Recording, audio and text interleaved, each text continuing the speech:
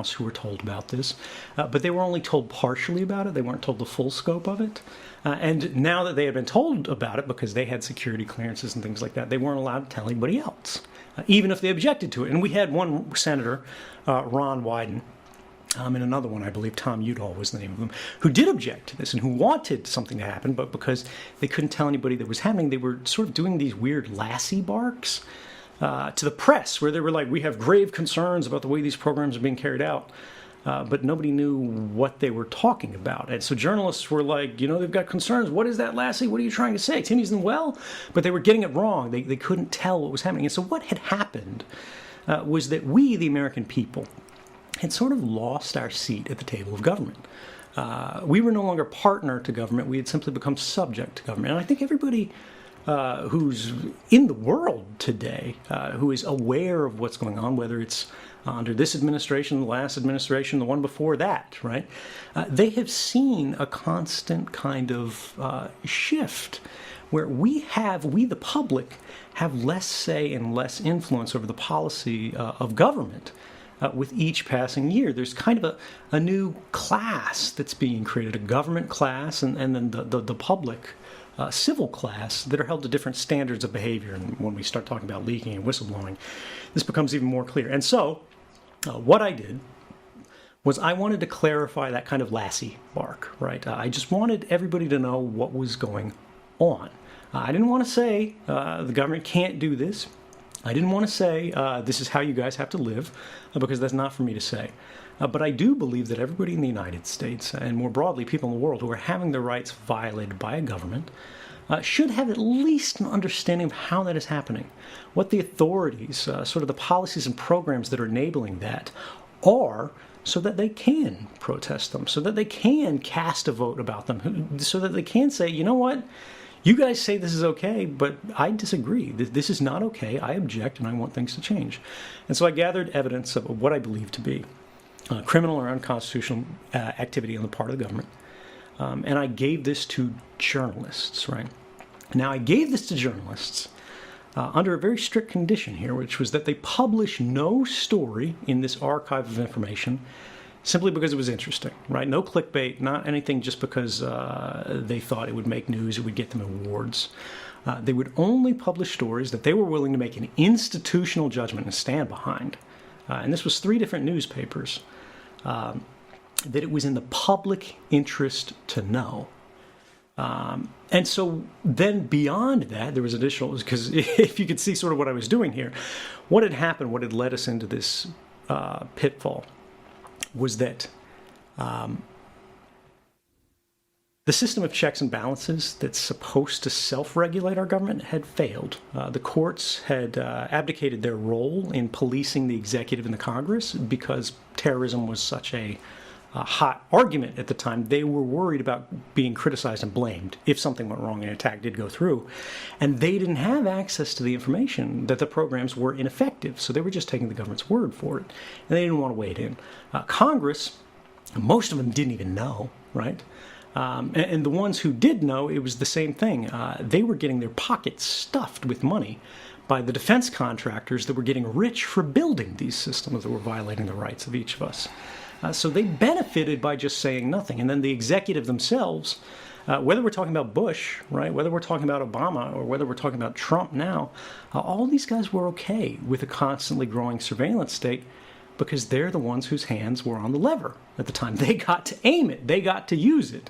If you had a little search box in front of you, they would give you the email history and, of everybody in the United States. Anybody you want, if you could pull up their text messages. Anybody you want, if you could see anything they've ever typed into that Google search box, right? Joe, what is the worst thing you've ever typed into that search box? That lasts forever, right? And they have a record of that. They can get that from Google. And so this was the whole thing. How do we correct for that? So when you have somebody who wants to inform the public of something, and we'll get into the proper channels arguments later, but you can't go through the institution to get these corrected because the institution knows it's wrong and is doing it anyway, right? That's the whole origin of the program, is they want to do something that they're not allowed to do. What do? right? And so I didn't want to say I'm the president of secrets. I didn't want to just put this stuff on the internet, and I could have. I'm a technologist, right? I worked with the journalists, and then to create an adversarial step, right? Someone who would argue against what I believed, and hopefully what the journalists believed once they consulted the documents and basically authenticated them. Can we get the government to play that role, right? And so before the journalists published any story, and this is a controversial thing, people still criticize me for this, actually. They say I was too accommodated in government. They could be right. Is that the journalists would go to the government and give them warning. Say, we're about to run this story about this secret program that says you did X, Y, and Z bad thing. One, is that right? And the government will always go, oh, no comment, right? Two, is this going to cause harm? Is anybody going to get hurt? Is this program effective? Is there something we don't understand, right?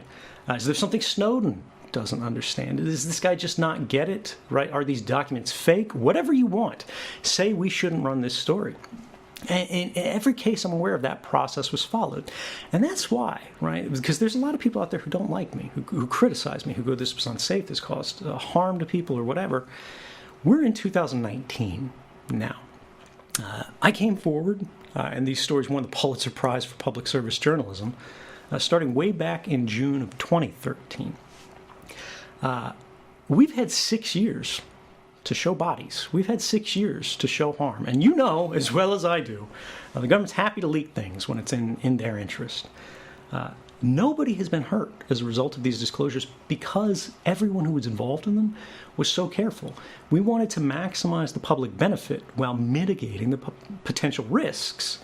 And I think we did a pretty good job of it. But just to get back to the main thing, the original thing that got us off on that trail, when I came forward in June of 2013, I gave one interview to the people who were in the room with the documents, Laura Poitras, Glenn Greenwald, Ewan McCaskill. And I said who I was. I said why I was doing this. I said what this was about, why it matters. And that we were constructing a system of turnkey tyranny. And even if you trust that to Obama, you never know whose hand is going to be on that key next. And all they have to do is turn it. And there's nothing we can do to stop it. The only thing that's restraining these programs really is policy, more so than law. And the president at any time can sign a napkin, and those policies change.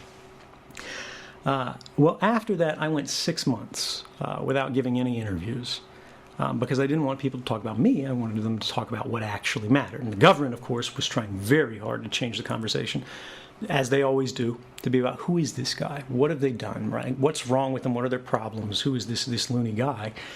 So they can controversialize the source of a story rather than having to confront the story itself.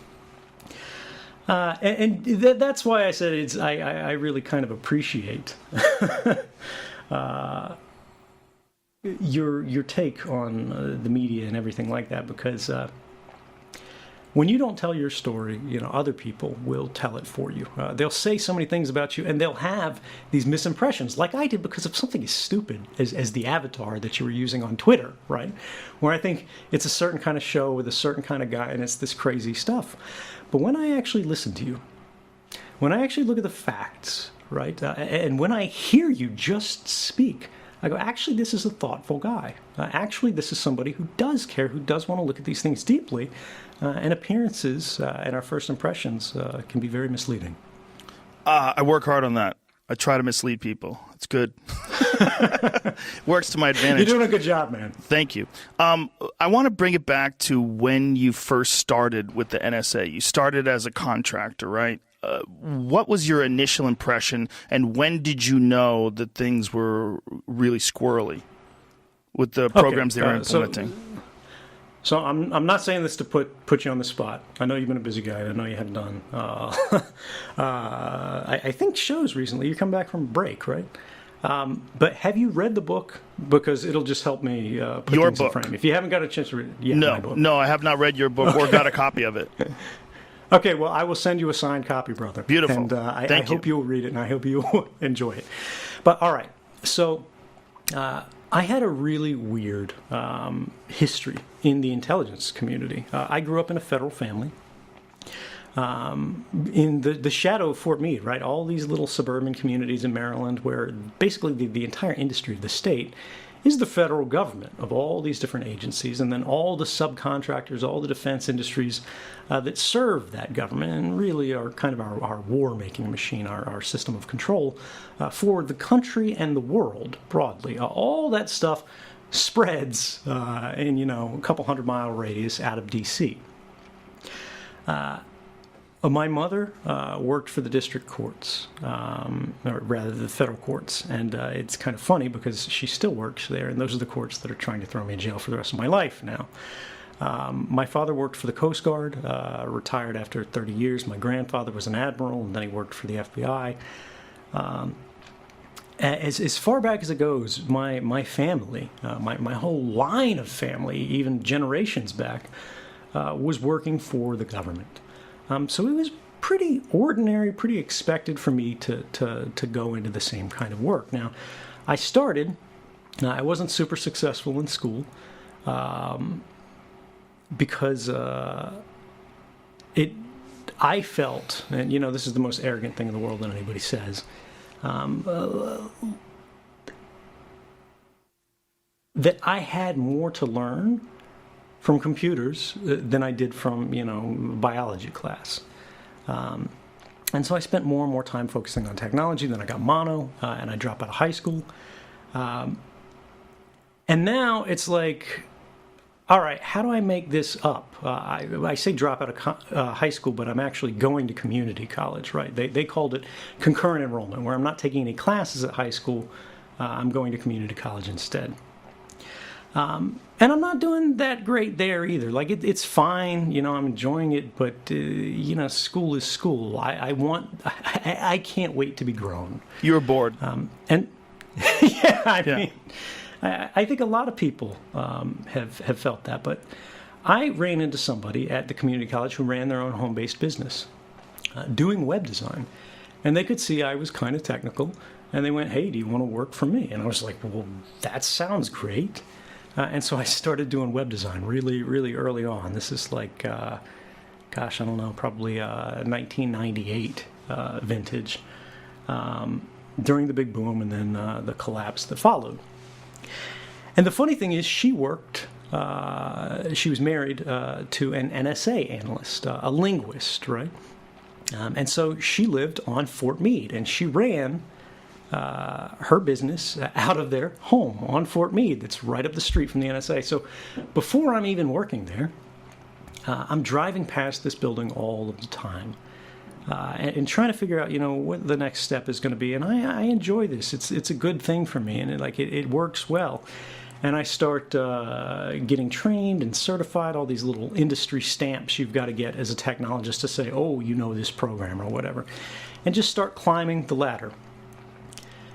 But then 9/11 happens, and I'm on Fort Meade when 9/11 happens. I'm just going into work, and I tell this in the book in some detail, and I think it's very much worth reading for people who don't know this, because this is forgotten history. That How old were you at the time? I was born in '83, so I was probably 18 years old, I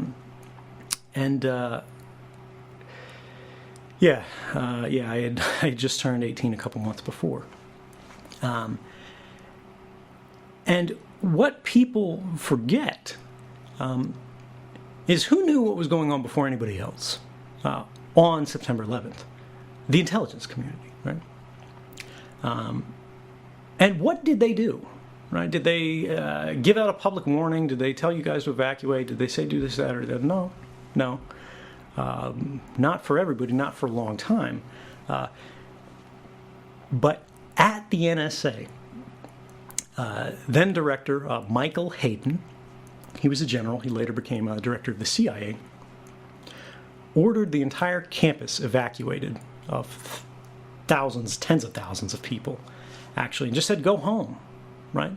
The CIA did the same thing. They were running on skeleton crews. At the moment, the country needed them more than they ever had, right? And I get a call, I hear a call that's from my boss's wife, her husband to her. He's calling from the NSA. He's saying, hey, I think Ed should leave for the day because I'm the only employee of this business besides her. Because I think they're going to close the base down. And I'm like, this is crazy. It never closes down. We don't know what's happening. Then we start checking the news, which is through websites, right? Because we're doing all this stuff. And suddenly it's the big story everywhere. And nobody understands how big it is yet. Most of us are like, oh, it's going to mess with our workday. Oh, it's going to mess with our commute. But when I'm leaving, I hear car horns all over the base. It's the craziest thing, because this is a military base, right? It's right outside the NSA.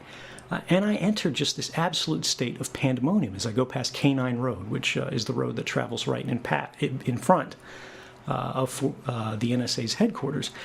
And it's just a parking lot as far as you can see. They have military police out under the stoplights directing traffic because it's this mass evacuation. And I still have no idea what's happening. Like the story is still developing. But I will never forget that image.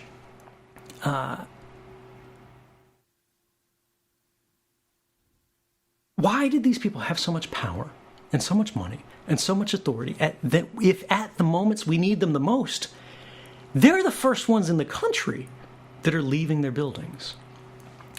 And later on, they said, and this is covered in a book, I believe. I think it's James Bamford, who interviewed that director of NSA who gave that order about what was happening. He was going, well, he called his wife and he was asking where their kids were and everything like that. And then after that, he wanted to think about, well, where could these other planes that they knew were in the air that hadn't struck yet, where could they be headed? And this sort of shows how self-centric the intelligence community is. This is the D.C. metro area, right? They could hit the White House, they could hit Congress, they could hit the Supreme Court, right? And they go, oh, they're going to fly their planes into the CIA headquarters, or they're going to fly their planes into the NSA headquarters. And of course, it was never realistic that these would be the targets. But on that basis, they were like, ooh, let's get our bacon out of the pan. But now, I don't say this. I'm sorry, but in the interest of, wasn't it possible that they could have attacked those places? I mean, they attacked the Pentagon. They knew that there was attacks. Look, it's absolutely possible they could have attacked your Denny's. Right. But it's a question of risk assessment.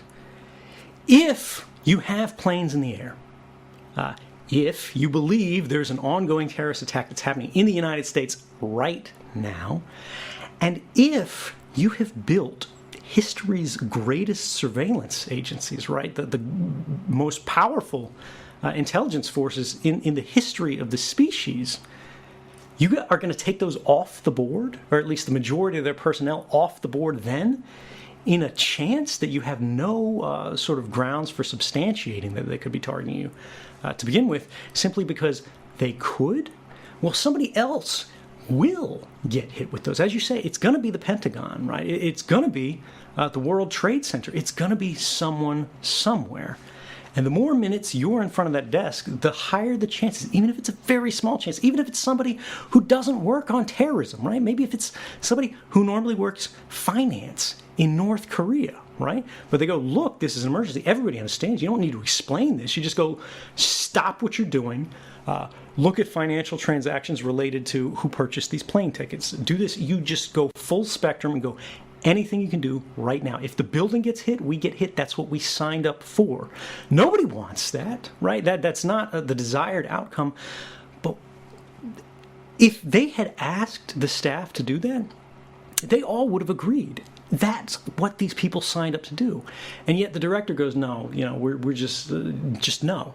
Like, we're not going to take that risk. And this is, I think, it says so much about the bureaucratic character of how government works, right? The people who rise to the top of these governments. It's about risk management for them, right? It's about never being criticized for something. And this is, look, if we want to get really controversial, and this is something that'll haunt me, because people will bring it up again and again and again. people ask about, people still criticize me. In the book, I talk about aliens and chemtrails and things like that, and the fact that there's no evidence for that. I went looking on the network, right? And I know, Joe, I know you want there to be aliens. I do. I know Neil deGrasse Tyson badly wants there to be aliens. And there probably are, right? But the idea that we're hiding them, if we are hiding them, I had ridiculous access to the networks of the NSA, the CIA, the military, all these groups. I couldn't find anything, right? So if it's hidden, and it could be hidden, it's hidden really damn well, even from people who are on the inside. But the main thing is conspiracy theories, right? Everybody wants to believe in conspiracy theories because it helps life make sense. It helps us believe that somebody is in control, right? That somebody is calling the shots, that these things all happen for a reason, this, that, and the other. There are real conspiracies, but they're not typically, they've got tens of thousands of people working on them, unless you're talking about the existence of the intelligence community itself, which is basically constructed on the idea that you can get, I think there's 4 million or 1.4 million people in the United States who hold security clearances. And you can get all of these people to not talk, ever, to journalists, or this, that, or the other. But when you look back at the 9/11 report, and when you look back at the history of what actually happened, what we can prove, right? Not what we can speculate on, but what are at least the commonly agreed facts. It's very clear to me, as someone who worked in the intelligence community, not during this period, of course, I was too young, but very shortly thereafter, that these attacks could have been prevented. And in fact, the government says this too. But the government goes, the reason that these attacks happened, the reason that they weren't prevented, is what they call stovepiping, right? There was not enough sharing. They needed to break down the walls and the restrictions that were chaining these poor patriots at the NSA and the CIA and the FBI from all working on the same team. And to some extent, they're correct on this, right? There were limits on the way agencies were supposed to play ball with each other, but I worked there, and I know how much of this is bullshit and how much of this is not. Those are procedural and policy limits, in some cases legal limits, on what can be shared without following a process, without doing this, that, or the other, without basically asking for permission, without getting a sign-off, or anything like that. If the FBI wanted to send absolutely everything they had to the CIA, they could have done so. If the CIA wanted to send everything they had to the FBI, they could have done so.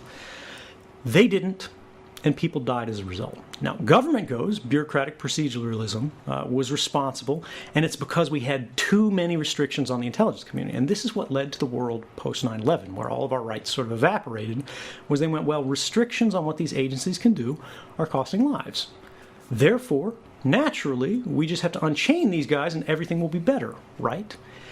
And if you remember that post 9/11 moment, you can understand how that actually could come off as persuasive, how that might be a kind of thing that you go, all right, well, that makes sense, because everybody was terrified, right? There were people quite quickly who got their heads back on their shoulders the right way. There were some of them who never lost their heads at all, and who protested the Iraq War. At the same time, my dumb self was signing up to go fight it, volunteering for the Army, and we'll get into that in a minute. But everything that has followed in the decades past came from the fact that in a moment of fear, we lost our heads. And we abandoned all the traditional constitutional restraints that we put on these agencies. And we abandoned all of the traditional political restraints and just social constraints, ideological systems of belief about the limitations that the secret police should have in a free and open society.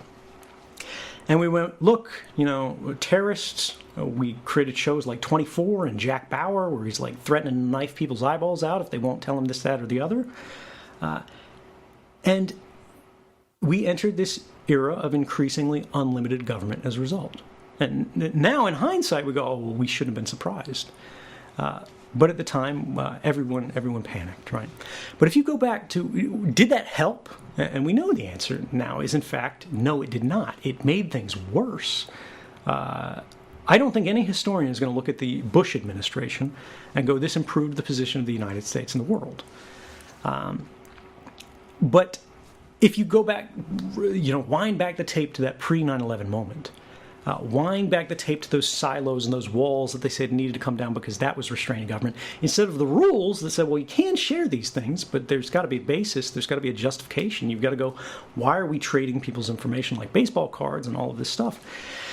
It's super easy as an intelligence officer to justify sharing information about a suspected terrorist who you think is planning to kill people, or is even just in a country they shouldn't be, or a place they shouldn't be, or doing something you don't think they should be, with another agency, because no one's going to question that. A judge isn't going to question that. Any judge in the world will stamp that warrant without even thinking about it and then go to bed that night, without a care in the world.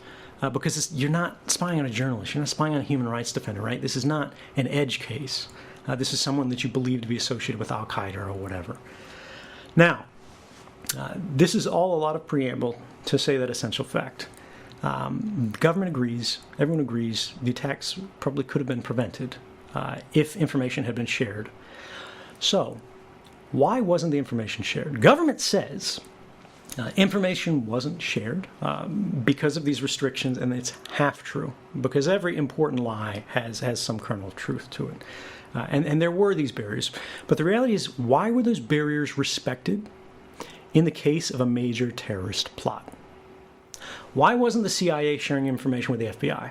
Why wasn't the FBI sharing information with the NSA? Why wasn't the NSA sharing information with the CIA in the case of a major terrorist plot? And if you've worked in government, if you've worked in the intelligence community, if you worked in any large institution, if you work at a company that sells batteries, you know that every office is fighting the other office for budget, for clout, for promotions. And this is the sad reality of what actually happened. Every one of those agencies wanted to be the guy who busted the plot. They wanted to be the one who got credit for it. And they didn't realize how serious it was until it was too late, because they were competing with each other rather than cooperating with That's each exactly other. what I was going to ask you, if that was the issue, the competition between these agencies, because they are very proud of the CIA accomplishing something or the FBI accomplishing something, and they want to be the one to take credit for that. Yeah, and I mean, I think it's important, like, in their defense, because nobody else here is going to provide a defense for them, is that's actually darkly human. Again, this happens in every industry. This happens in every sort of big corporate thing, because you want to get promoted, and, everybody's putting in their, like, achievements at the end of the year for what they did. And if you're the guy who does that, you're going straight to the top. But their solution So we have a weird delay here for folks that are listening. Right. So their solution, instead of having someone be responsible for bridging the gap and providing that information to each individual agency, their solution was mass surveillance?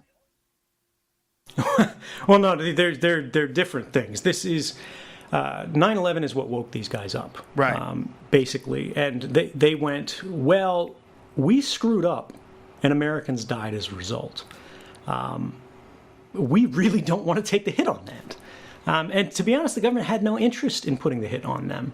To be honest, the public had no interest in putting the hit on them at the time, because everybody understood terrorism is a real thing. There are bad people in the world, and that's true, right? That will always be true. There's always going to be criminals. There's always going to be terrorists.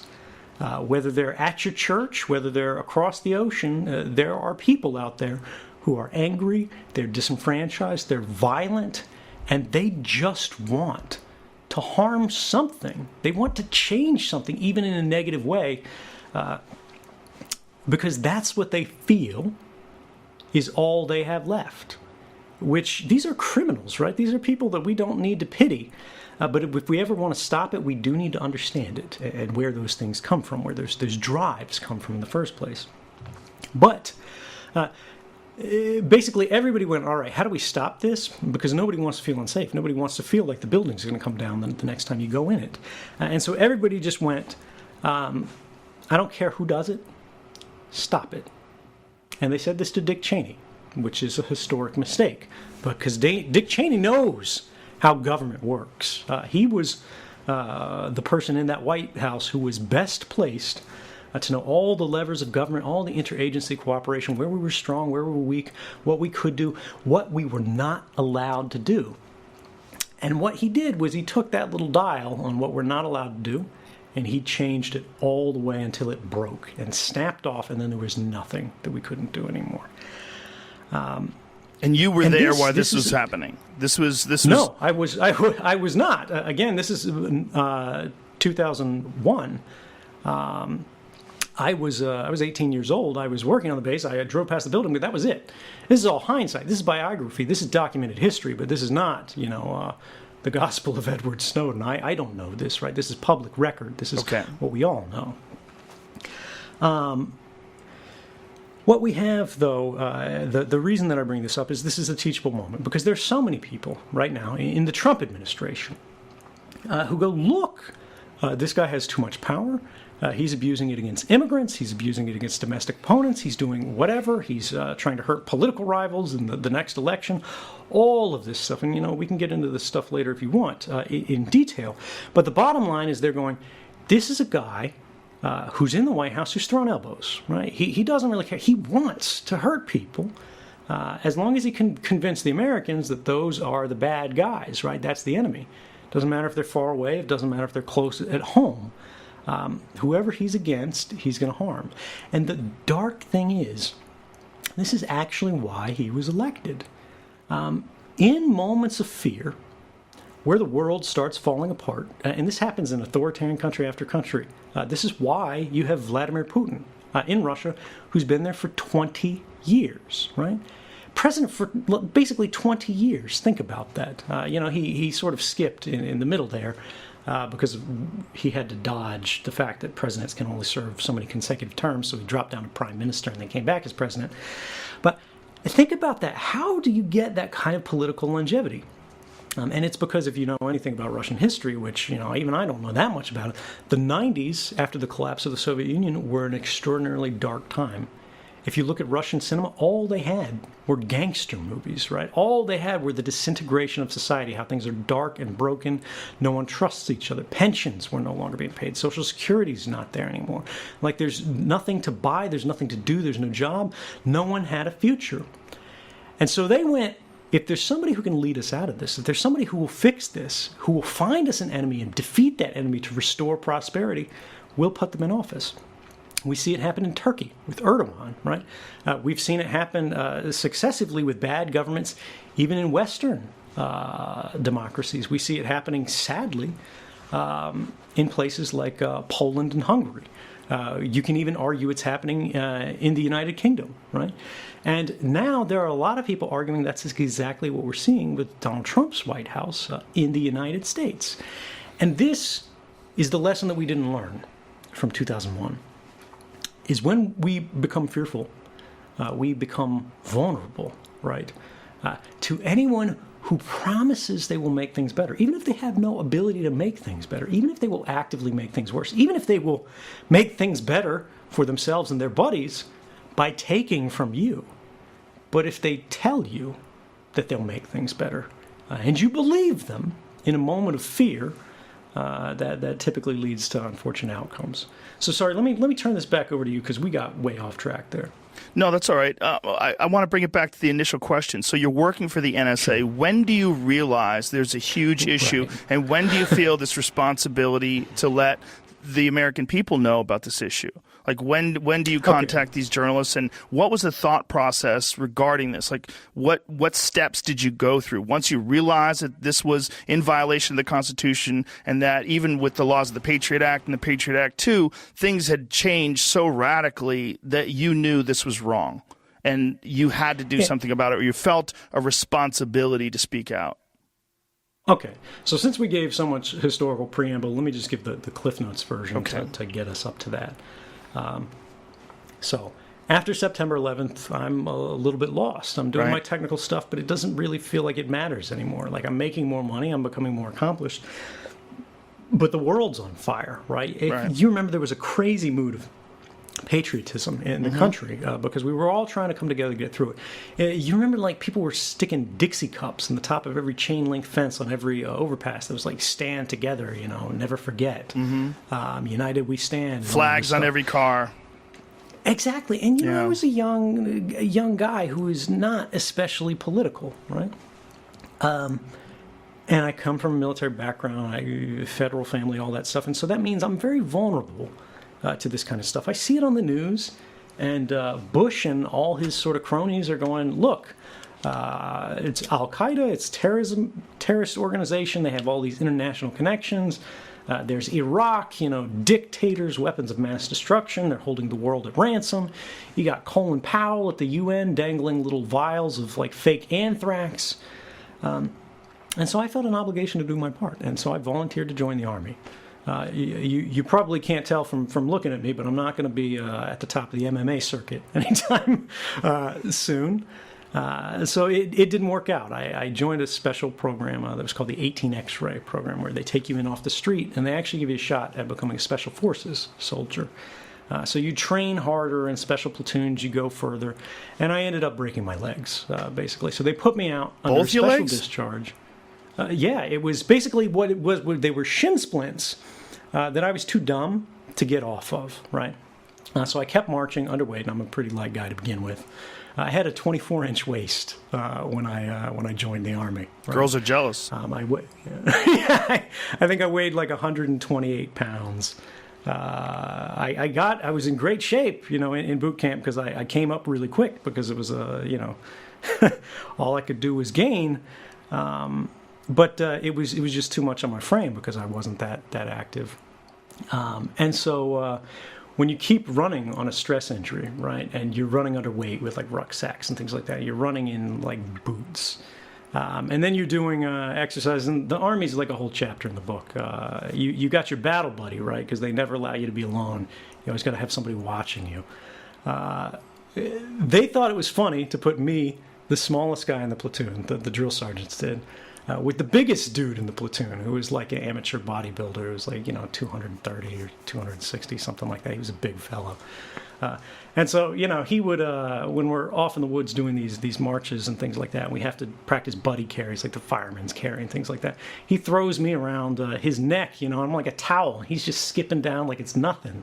And then I got to put him on me, and I'm just like, oh, God, dying. And it was weirdly fun. I enjoyed it, but it was no good for my body. And so in a land navigation movement, I step off a log because I was on point. And on the other side of the log, because it's the woods in Georgia, I'm at Sand Hill, I see a snake. And so in my memory, it's like time slows down. Because in North Carolina, where I grew up, you think all snakes are poisonous. Okay.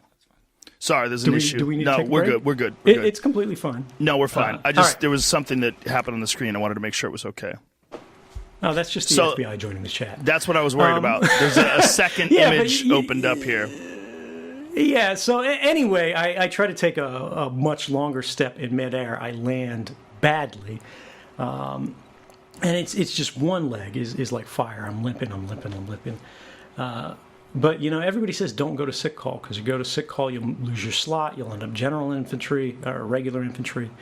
And so I go back, I just tough it out. I get in my rack, and the next morning when I get out of the rack, which is the top bunk bed, right, I jump out, and my legs, they just give out underneath me. And I try to get up, and I just can't get up.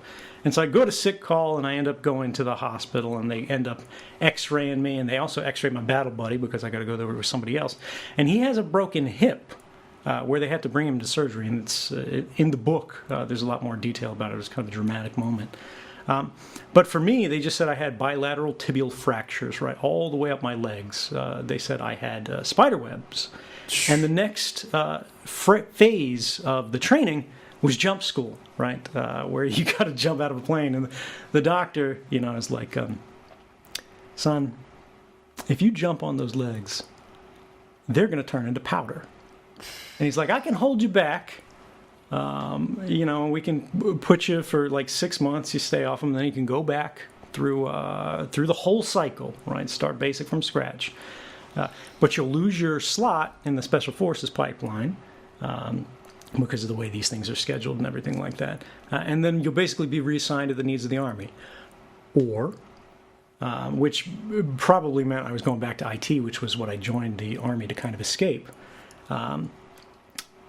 Or you can go out on this special kind of discharge that's called an administrative discharge, right? Normally you got honorable discharge, dishonorable discharge, things like that. This is something for people who have been in for, I think, less than 6 months, where it's like annulling a marriage. It's as if it never happened. It's as if you never joined. And at the time, I was like, wow, that's very kind of him to do that. And I took it. They sent me to sick call, the sick bay, where you're in like the medical platoon and you do nothing for, I think about a month. And then they let you out once the paperwork all finishes.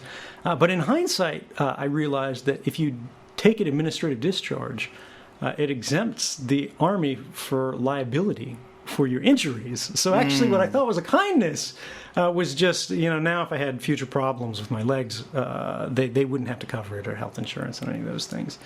And it was just a funny thing. But anyway, I get out of the Army, and here I'm on crutches for a long time and just sort of trying to figure out, all right, well, what's next in life? Because I had gotten a basic security clearance just for going through signing up for the military process, I applied for a security guard position at the University of Maryland because it said you had to get a top secret clearance, which was a higher clearance than I had at the time. And I went, well, that sounds good, because I knew if I combine my IT skills, which were now suddenly much more relevant again to my future, with the top secret security clearance, because of the way it works, if you have a top secret security clearance and tech skills, you get paid a ridiculous amount of money for doing very little work. So it was like, all right, well, I can basically make twice what I would be making in the private sector working for government at this level, at this phase, because what we talked about earlier with September 11th and how the intelligence community changed, they no longer cared that I hadn't graduated from college, right? And I had gotten a GED just by going in and taking a test. So for government purposes, it was the same as if I was a high school graduate. So now suddenly it was like these doors are open. Now this University of Maryland facility turned out to be an NSA facility. It was called a CASTLE, the Center for the Advanced Study of Language, at the University of Maryland, College Park. And all I was literally a security guy walking around with a walkie-talkie, making sure nobody breaks in at night, managing the electronic alarm system and things like that. But once I had my foot in the door there, I could start climbing the ladder step by step. And I applied I went to a job fair, actually, that was only for people who had security clearances. And I ended up going to the table for one of the technical companies. It was a little tiny subcontractor nobody's ever heard of. And they said, we've got tons of positions for somebody like you. Are you comfortable working nights? And I was like, yeah, I wake up in the middle of the day anyway. That's fine with me. And suddenly, I've gone from working for the NSA through a university in a weird way, where it's like the NSA holds the clearance, but I'm formally an employee of the state of Maryland at the college. And this is government, man. It's all these weird dodges and boondoggles for how people are employed there. Now, suddenly, I'm working at CIA headquarters, right? The place where all the movies show you swoop over the marble seal and everything like that. I'm the king of the castle, right? I'm there at the middle of the night when no one else is there. The lights are on motion sensors. It's the creepiest thing in the world. There's like flags on the wall that are just like gently billowing in the air conditioning like ghosts. The hallway lights up as you walk alongside it because it's like a green building, and they disappear behind you. And there's no one there. I can go down to the gym at like 2 o'clock in the morning at the CIA, and it's like not see a soul on the other side of the building and then go all the way back. And this kind of thing was my end, because they were like, look, it's the night shift. Nothing that bad is going to happen. But it was on a very senior technical team. that was basically handling systems administration for everybody in the Washington metropolitan area, right? So every basically CIA server. This is a computer system that like data is stored on, the reporting is stored on, that traffic is moved on, all of this stuff. Suddenly, me, this is circa 2005, I think, I'm in charge of. And it's just me and one other guy on the night shift. And if you're interested in the book, there's a lot of detail on this. But I get sort of scouted from this position because they realize I actually know a lot about technology. They were expecting me just to basically make sure the building doesn't burn down, all these systems don't go down overnight and then never come back up. But they go, well, are you willing to go overseas? And to a young man at that age, that's actually like, hey, that sounds kind of exciting. You know, who doesn't want to go work overseas for the CIA? And there's a lot of people listening to the podcast who are like, not me. I'm one because of they're them. like, wait, the CIA's the bad guys, right? Yeah, exactly. They're like, what, are you going to go overthrow a government somewhere? But you have to understand that I'm still very much a true believer. The government is like the living, compressed embodiment of truth and goodness and light, you know, the shining city on the hill. So I want to do my part to spread that to the world. I didn't have skepticism, is really what I'm trying to establish here. And so I sign up and I go through this special training school, like people hear in movies about The Farm, which is down at Camp Peary in Virginia. I'm sent to this actually much more secret facility called The Hill, which is in Warrenton, Virginia. And this has been covered a few times in open source media. But I think this is one of the few book-length discussions of what happens there in permanent record. Yeah, so I go through training and then I get assigned overseas, and I end up in Geneva, Switzerland, undercover as a diplomat. Right? I think my formal title for the embassy is like something super bland, like diplomatic attaché. And what I am is I'm a forward deployed tech guy. They send you through this school to make you into kind of a MacGyver, right? Yes, you can handle all the computers, but you can also handle the connections for the embassy's power systems, right? The actual electrical connections. You can handle the HVAC systems, right? You can handle locks and alarms and security systems. Basically, anything that's got an on button on it at the embassy that's secure, now you're responsible for. And I traveled from Geneva to other countries in Europe for sort of assignments. And it was it was an exciting time. I actually still enjoyed it, but this was where I first, working with intelligence, started to get doubts. And the story's been told many times, so I won't go over it in full detail here. But the CIA does primarily, and it's not the only thing they do, what's called human intelligence. Now, there are many different types of intelligence that the intelligence community is responsible for. The primary ones are human intelligence and signals intelligence. You want to think of signals intelligence, right, as tapping lines, hacking computers, all of these sort of things that provide electronic information, anything that's a digital or analog signal that can be intercepted and then turned into information. Human intelligence is, all that fun stuff we've heard of the CIA doing for decades and decades, which is where they try to turn people. Basically, they say, look, we'll give you money if you sell out your country. They don't, it's not even your country a lot of times, it's your organization. These guys could be working for a telecommunications provider, and they want to sell customer records, or they worked at a bank, which was the thing that I saw, and we wanted records on the bank's customers, so we wanted a guy on the inside. But anyway, that's sort of how it works. And what I saw was they were way more aggressive for the lowest stakes than was reasonable or responsible. They were totally willing to destroy somebody's life just on the off chance they would get some information that wouldn't even be tremendously valuable. And so, ethically, that struck me is a bit off, but I let it pass because what I've learned over my life, short though it's been,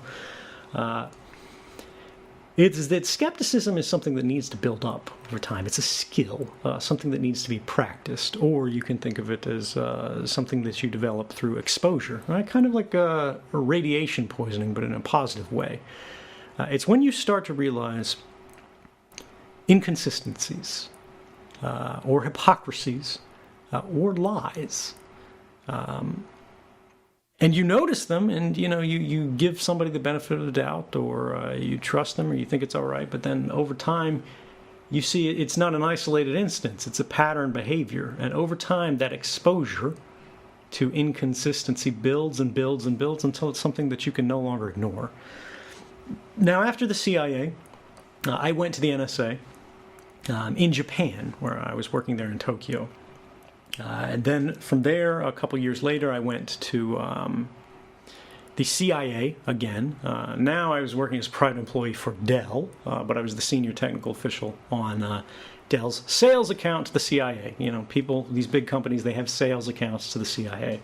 And so this means I'm going in, and now it's crazy because I'm still a very young man, but I'm sitting across the table from chiefs of these enormous CIA divisions. I'm sitting across from their chief technology officer for the entire agency, or the chief chief information officer for the entire CIA. And these guys are going, look, here's our problems, here's what we want to do, and it's my job to pitch them a system, right? And I'm paired up with this sales guy. And the whole thing is to just go, how much money can we get out of the government, right? That's the whole goal. And we'll build them. What we were pitching was a private cloud system, right? Everybody knows about cloud computing now. It's like why your Gmail account is available wherever you go. It's why Facebook has this massive system of records for everyone everywhere. The government wanted to have these kind of capabilities too. Dell ended up getting beat out by Amazon. People, some people aren't familiar with this. Many of them are. But Amazon runs a secret cloud system for the government. I forget what they've rebranded it now. But this is just, there's this massive connection between industry and government in the classified space that just goes deeper and deeper and deeper and deeper. But at this point, I was already, I had misgivings because of what I'd seen in Japan about government, but I was just trying to get by. I was trying to ignore the conflicts. I was trying to ignore the inconsistencies. And I think this is a state that a lot of people in these large institutions, not just in our country, but around the world, struggle with every day, right? They got a job, they got a family, they got bills, they're just trying to get by. And they know that some of the things they're doing are not good things. They know some of the things they're doing are actively wrong. But they know what happens to people who rock the boat. Eventually, I changed my mind. And when I had gone to Hawaii, which was the final position in my career with the intelligence community, I was, because of an accident of history here, I wasn't supposed to be in this position at all. I was supposed to be at a group called the National Threat Operations Center, NTOC. But because of the way contracting works, and again, this is covered in the book, I end up being reassigned to this little rinky-dink office that nobody's ever heard of in Hawaii, called the Office of Information Sharing. And I'm replacing this old-timer who's about to retire, really, really nice guy. But he spent most of his days just reading novels and doing nothing, and letting people be content to the fact, or letting people forget that his office existed, because he was the only one in it. There's a manager who's like over him, but it's actually over a larger group, and he just looks over him as sort of a favor. So now I come in, and now I'm the sole employee of the Office of Information Sharing, but I'm not close enough to retirement that I'm okay with just doing nothing at all. So I get ambitious, and I come up with this idea for a new system called the heartbeat. And what the heartbeat is going to do is connect to basically every information repository in the intelligence community, both at the NSA and across network boundaries, which you normally can't cross. But because I'd worked at both the CIA and the NSA, I knew the network well enough, both sides of it, sides that normal workers at the NSA would never have seen because you have to be in one or the other. I could actually connect these together. I could build bridges across this kind of network space. And then draw all of these records into a new kind of system that was supposed to look at your digital ID, basically your sort of ID card that says, this is who I am, I work for this agency, I work in this office, these are my assignments, these are my group affiliations, and because of that, the system would be able to eventually aggregate records that were relevant to your job, that were related to you, and then it could provide them. And basically, you could hit this site, and it would be an update of what we used to call read boards, which were manually created. That would go, look, you work in network defense, right? These are all the things that are happening on network defense. You work on, I don't know, economic takeovers in Guatemala. This is what's going on for you there. But in my off time, I helped the team that sat next to me, which was a systems administration team for Windows networks, because I had been a Microsoft certified systems engineer, which means basically I knew how to take care of Windows networks. And this was all those guys did, and they always had way too much work, and I had basically no work that I needed to do at all. Because all I was supposed to do was share information, which was not something that was particularly in demand, because most people already knew what they wanted or what they needed. So it was basically my job was to sit there and collect a paycheck, unless I wanted to get ambitious. And so I did some side gigs for these other guys, and one of them was running what were called dirty word searches. Now, dirty word searches are, let me dial this back because I know we're this is hard to track. Everything that the NSA does, in large part, is classified. Everything the CIA does, in large part, is classified. If I made lunch plans with other people in my office, it was classified. That was the policy. It's dumb. This overclassification problem is one of the central flaws in government right now. This is the reason we don't understand what they're doing. This is why they can get away. This is why they can get away with breaking the law or violating our rights for so long. 5 years, 10 years, 15, 50 years before we see what they were doing, and it's because of this routine classification, right? But every computer system has a limit on what level of classified information is supposed to be stored on it.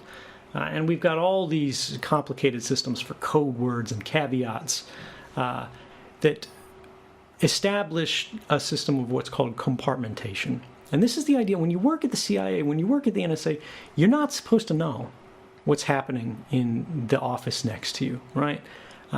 Because you don't have need to know, right? Again, that thing from the movies. And the reason they have this is they don't want one person to be able to go and know everything, right? And tell everybody everything. They don't want anybody to know too much, particularly when they're doing lots of bad things, because then there's the risk that you realize they're doing so many bad things that it's past the point that we can justify.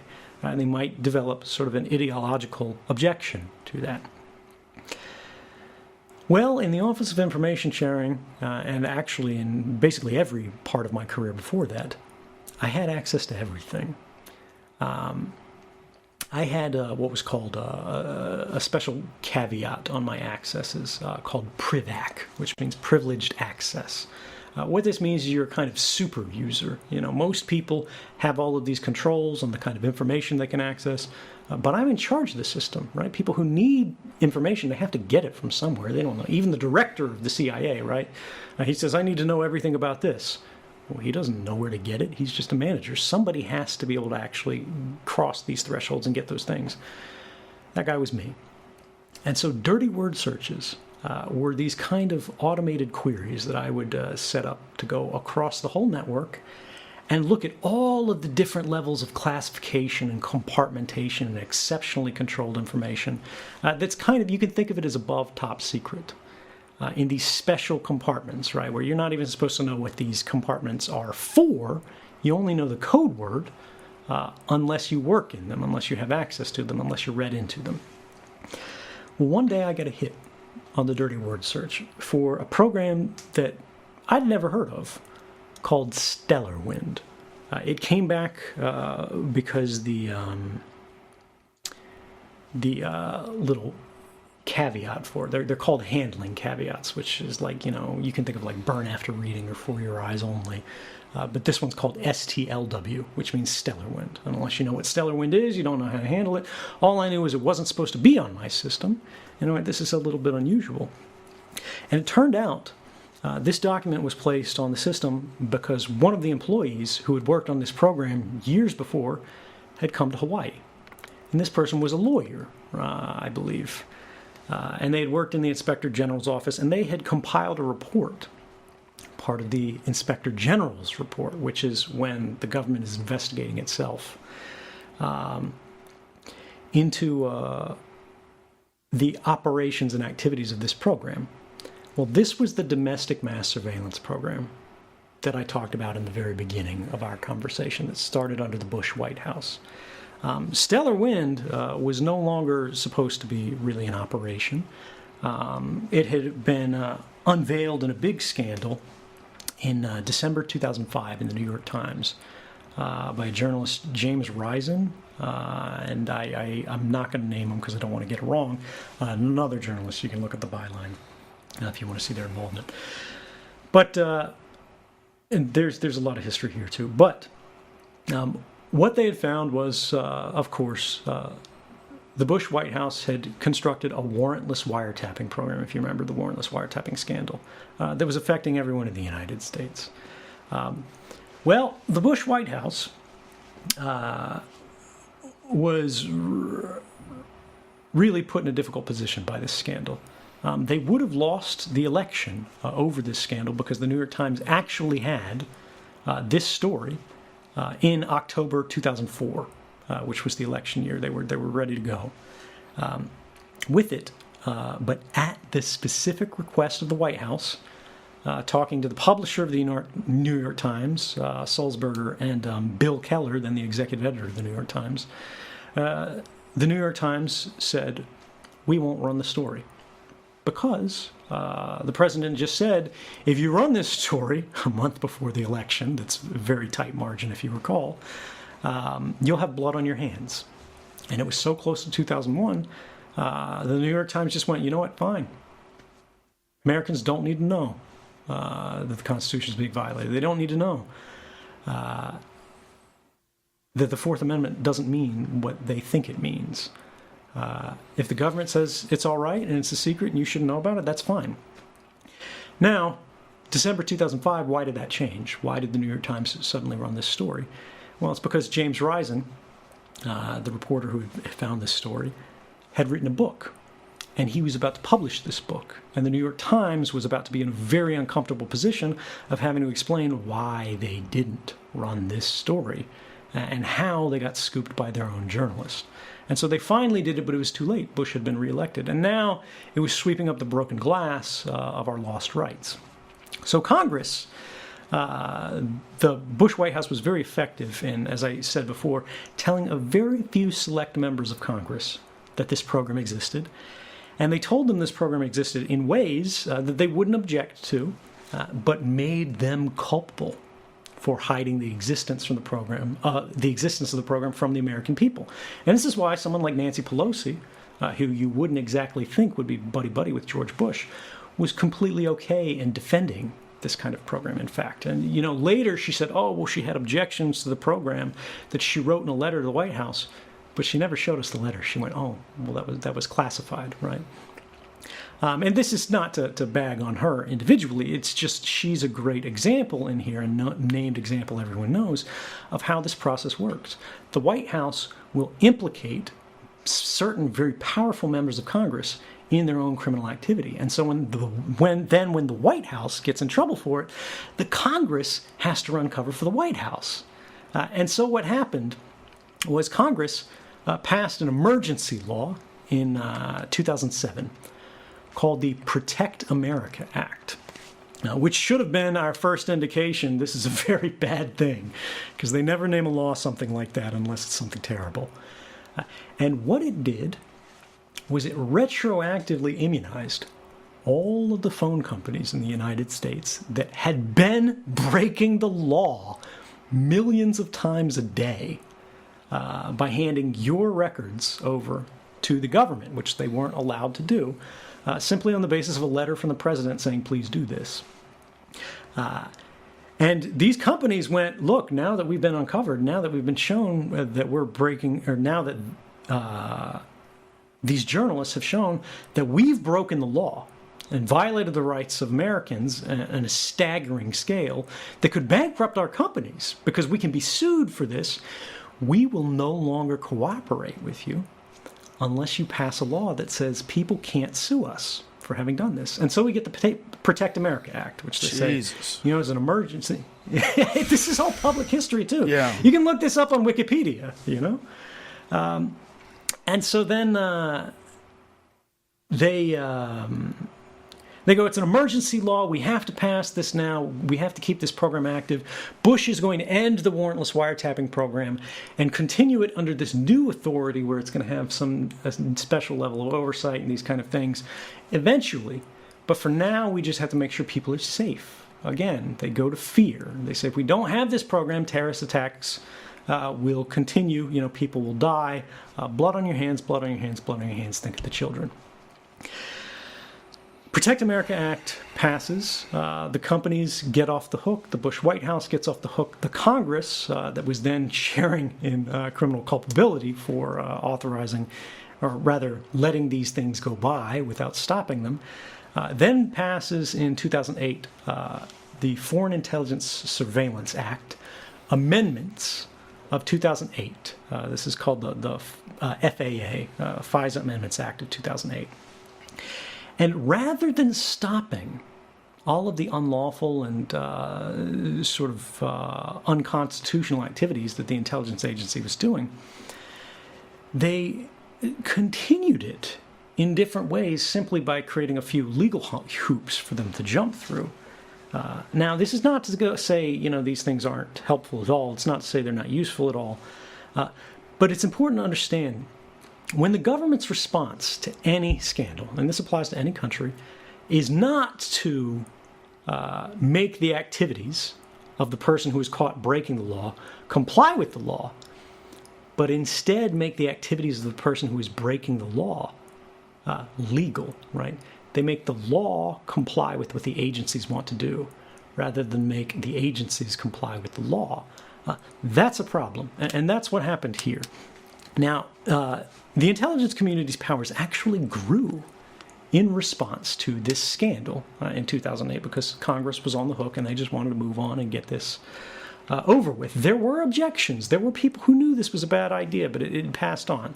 Now, what the public took away from this, because a part of these laws, was a requirement that the Inspector General of all of these different intelligence community elements and the Director of National Intelligence submit a report saying,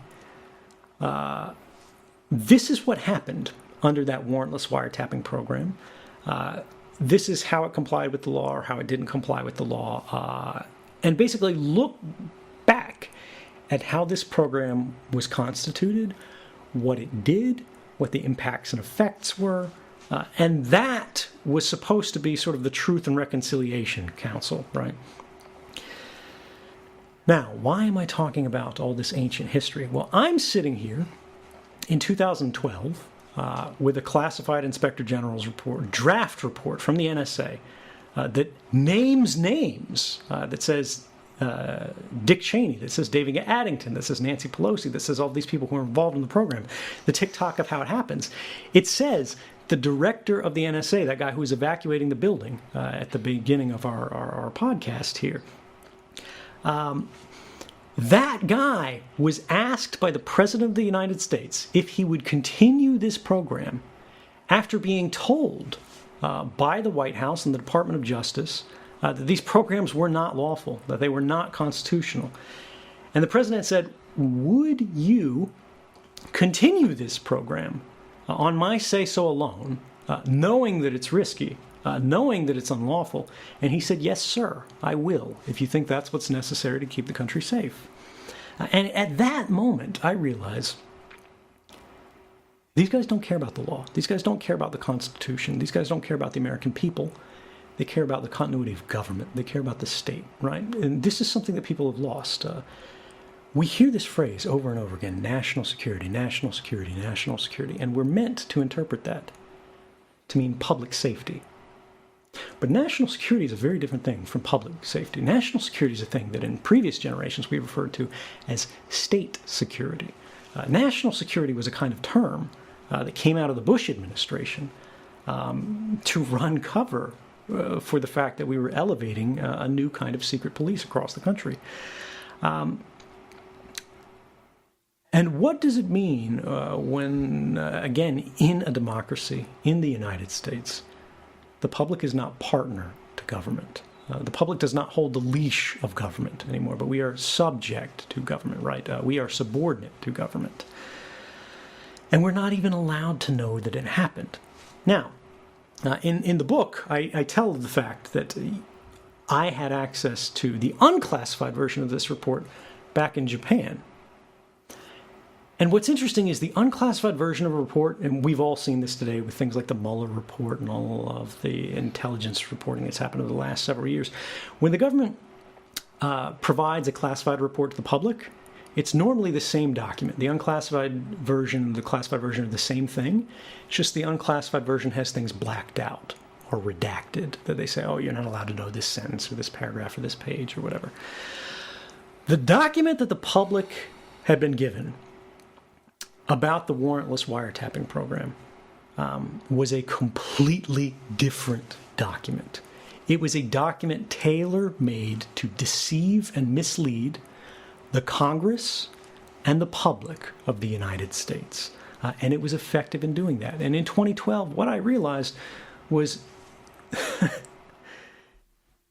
this is what real-world conspiracies look like, right?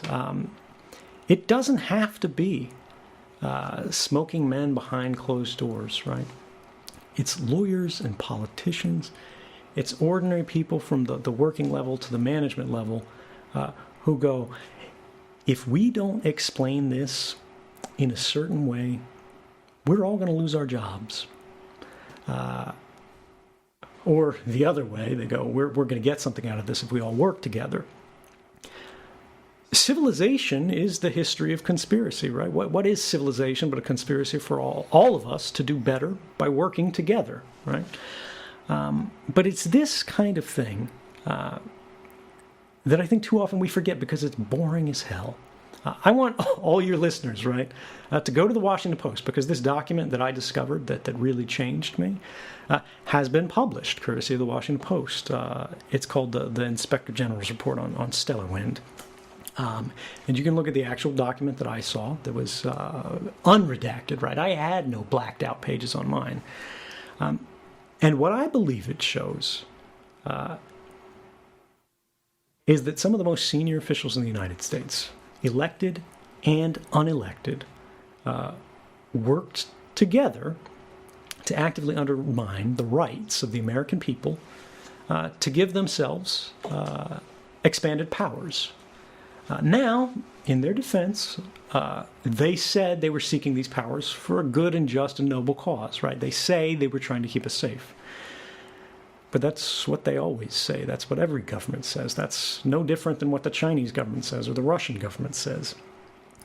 And the question is, if they are truly keeping us safe, why wouldn't they simply just tell us that? Why wouldn't they have that debate in Congress? Why wouldn't they put that to a vote? Because if they were, and they could convince us that they were, they'd win the vote. And particularly, we all know, like the Patriot Act passed, one of the worst pieces of legislation in modern history passed. Why didn't we get a vote? And I think if you read the report, the answer will be clear. So I'm sorry, Joe. I went on for a very long time. No, it was amazing. It's don't apologize at all. It's just completely fascinating that the continuation of this policy came down to one man and the president having this discussion. That is so well. It's much more, but right. Literally, the president At the heart of it, yes. At the heart of it, in every expression of executive power, right? And by executive we mean the White House here. The CIA, the NSA, the FBI, the DOJ, right? These guys exist as a part of the executive branch of government. In a real way, they work for the White House. Now, there are laws and regulations and policies that are supposed to say they're supposed to do this, and they're supposed to say they're not supposed to do that. But when you look at federal regulations, when you look at policies as an employee of government, when you violate these policies, the worst thing that happens to you is you lose your job, because there's no criminal penalty for the violation of these laws. And so it's very easy for people who exist in these structures, particularly the very top levels of these structures, to go, look, we have a given set of lawful authorities. And these are defined very broadly to give us leeway to do whatever it is we think is proper and appropriate and just. Now, take that proper and appropriate and just from the perspective of any given individual, right, any given president, and now intersect that with what's good for them politically. And that's where problems begin to arise. Now, the safety measure that's supposed to protect us from this in the U.S. system and in any democracy broadly is these people are supposed to be what are called public officials. That means we know their decisions. That means we know their policies. That means we know their programs and prerogatives and powers, like what they are doing, both in our name and what they're doing against us. And because they are transparent to us, we, the people, can then police their activities. We can go, I disagree with this. We can protest it. We can campaign against it, right? We can try to become the president, do whatever. They are public officials, and we are private citizens. They're not supposed to know anything about us, right? Because we, in relative terms, hold no power, and they hold all the power. So they have to be under the tightest constraints. We need to be in the freest circumstances. And yet, the rise of the state secrets doctrine, right, this whole classification system that goes all the way back to last century, about the middle of the last century, I believe, is when it really started getting tested in court. And I think you know more about this in many cases than I do when you start talking about what happened in the FBI and the CIA and the NSA's sort of old dirty work in the 20th century, is they abused their powers repeatedly and continuously. They did active harm to domestic politics in the United States. The FBI was spying on Martin Luther King and trying to get Martin Luther King to kill himself before the Nobel Prize was going to be awarded. In fact, after MLK gave his I Have a Dream speech, 2 days later, the FBI classified him as the greatest national, or I think it was the greatest national security threat in the United States. And again, this is the FBI. This is the group that everybody's applauding today, saying, oh, these wonderful patriots and heroes. Now, I'm not saying everybody at the FBI is bad. I'm not saying everybody at the CIA and the NSA is bad. I'm saying that you don't become a patriot based on where you work. Patriotism is not about loyalty to government. Patriotism, in fact, is not about loyalty to anything. Patriotism is a constant effort to do good for the people of your country, right? It's not about the government. It's not about the state. And this is, we'll get into loyalty later, because I think one of the big criticisms against me that should be talked about is they go, look, this guy is disloyal, he broke an oath, he did whatever. Loyalty is a good thing when it's in the service of something good, but it is only good when it's in the service of something good. If you're loyal to a bad person, if you're loyal to a bad program, if you're loyal to a bad government, that loyalty is actively harmful. And I think that's overlooked. But yeah, when you get back into this whole thing about sort of where it came from, why it happened, how it could come out of just this small group, and then they could slowly kind of poison by implication, by complicity, by bringing them into the conspiracy and then having them not say anything about it, a wider and wider broad body of people. And then once you've got enough people in on it, it's much easier to convince other people that it's legitimate, because they can go, look, we've got 30 people who know about this, and none of them have objected to it. Why are you going to object to this? All of this derives from that original sin, which is in a democracy, creating a system of government that is in fact a secret government, a body of secret law, a body of secret policy, that is far beyond what legitimate government secrets could be. This is not to say like government can have no secrecy at all. If the government wants to investigate someone without having them respond, right? We're talking traditional law enforcement. Sure, you're not going to tell this mobster, hey, we're going to start investigating you. We, the public, don't need to know the names of every terrorist suspect out in the world, right? But we do need to know, again, the powers and programs, the policies that a government is asserting, at least the broad outlines of it, because otherwise, how can we control it? How do we know if the government is applying its authorities that are supposed to be granted to it by us if we don't know what it is that they're doing? And so this is the main thing, and really the story behind the title, Permanent Record, is, look, Joe, when you were a kid, when I was a kid, when you were a teenager, right? Like, what's the worst thing you ever said? Did you say anything you weren't proud of? Did you do anything that you weren't proud of? Something that today, in like the wokest of Twitter land, you would get in trouble for. I'm sure. And that's right. One of the horrible things about kids growing up today is that they do have all this stuff out there on social media forever, and they can be judged horribly by something they did when they were 13. It's exactly that. Our worst mistakes, our deepest shames, were forgotten, right? They were lost. They were ephemeral. Even the things we did get caught for, they were known for a time. Maybe they're still remembered by people who are closest to us, whether we like them or dislike them. But they were people connected to us. Now, we're forced to live in a real way naked before power. Whether we're talking about Facebook, whether we're talking about Google, whether we're talking about the government of any country, they know everything about us, or much about us, rather. And we know very little about them, and we're not allowed to know more. Everything that we do now lasts forever, not because we want to remember, but because we're not allowed to forget. Just carrying a phone in your pocket is enough for your movements to be memorialized, because every cell phone tower that you pass is keeping a record of that.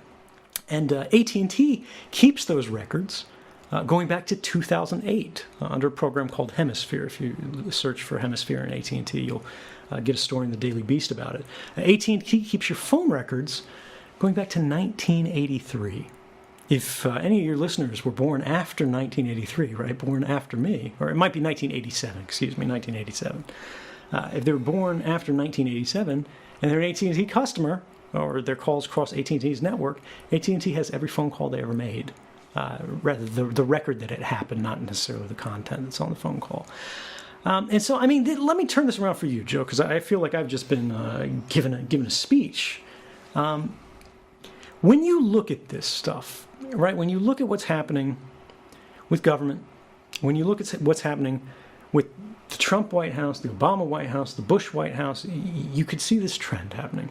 When you look at what's happening with Facebook, when you look at what's happening with Google, when you look at the fact that you go to every restaurant today and you see people looking at phones, you get on a bus, you get on a subway, you see somebody sitting next to you in traffic, you see people looking at phones. These devices are connected all the time. Now people are getting Alexa, right? Now people have OK Google. They have Siri on their phones that are in their house. They've always got these connected microphones. Where do you think this leads? And what is it that gives you sort of trust in the system, faith in the system? Like how, just so we can start a conversation here, what strikes you about this? Well, it's completely alien and it's new. This is something that's unprecedented. We don't have a long human history of being completely connected via technology. This is something we're navigating right now for the first time. And it's probably the most powerful thing that the human race has ever seen in terms of the distribution of information. There's nothing that even comes close to it in all of human history, and we're figuring it out as we go along. And what you exposed is that not only are we figuring out as we go along, but that to cover their ass, these cell phone companies in cahoots with the government have made it legal for them to gather up all of your phone calls, all of your text messages, all of your emails, and store them somewhere so that retroactively, if you ever say anything they don't like or do something they don't like, they can go back, find that, and use it against you. And we don't know who they are, we don't know why they're doing it, and we didn't know they could do it until you exposed it.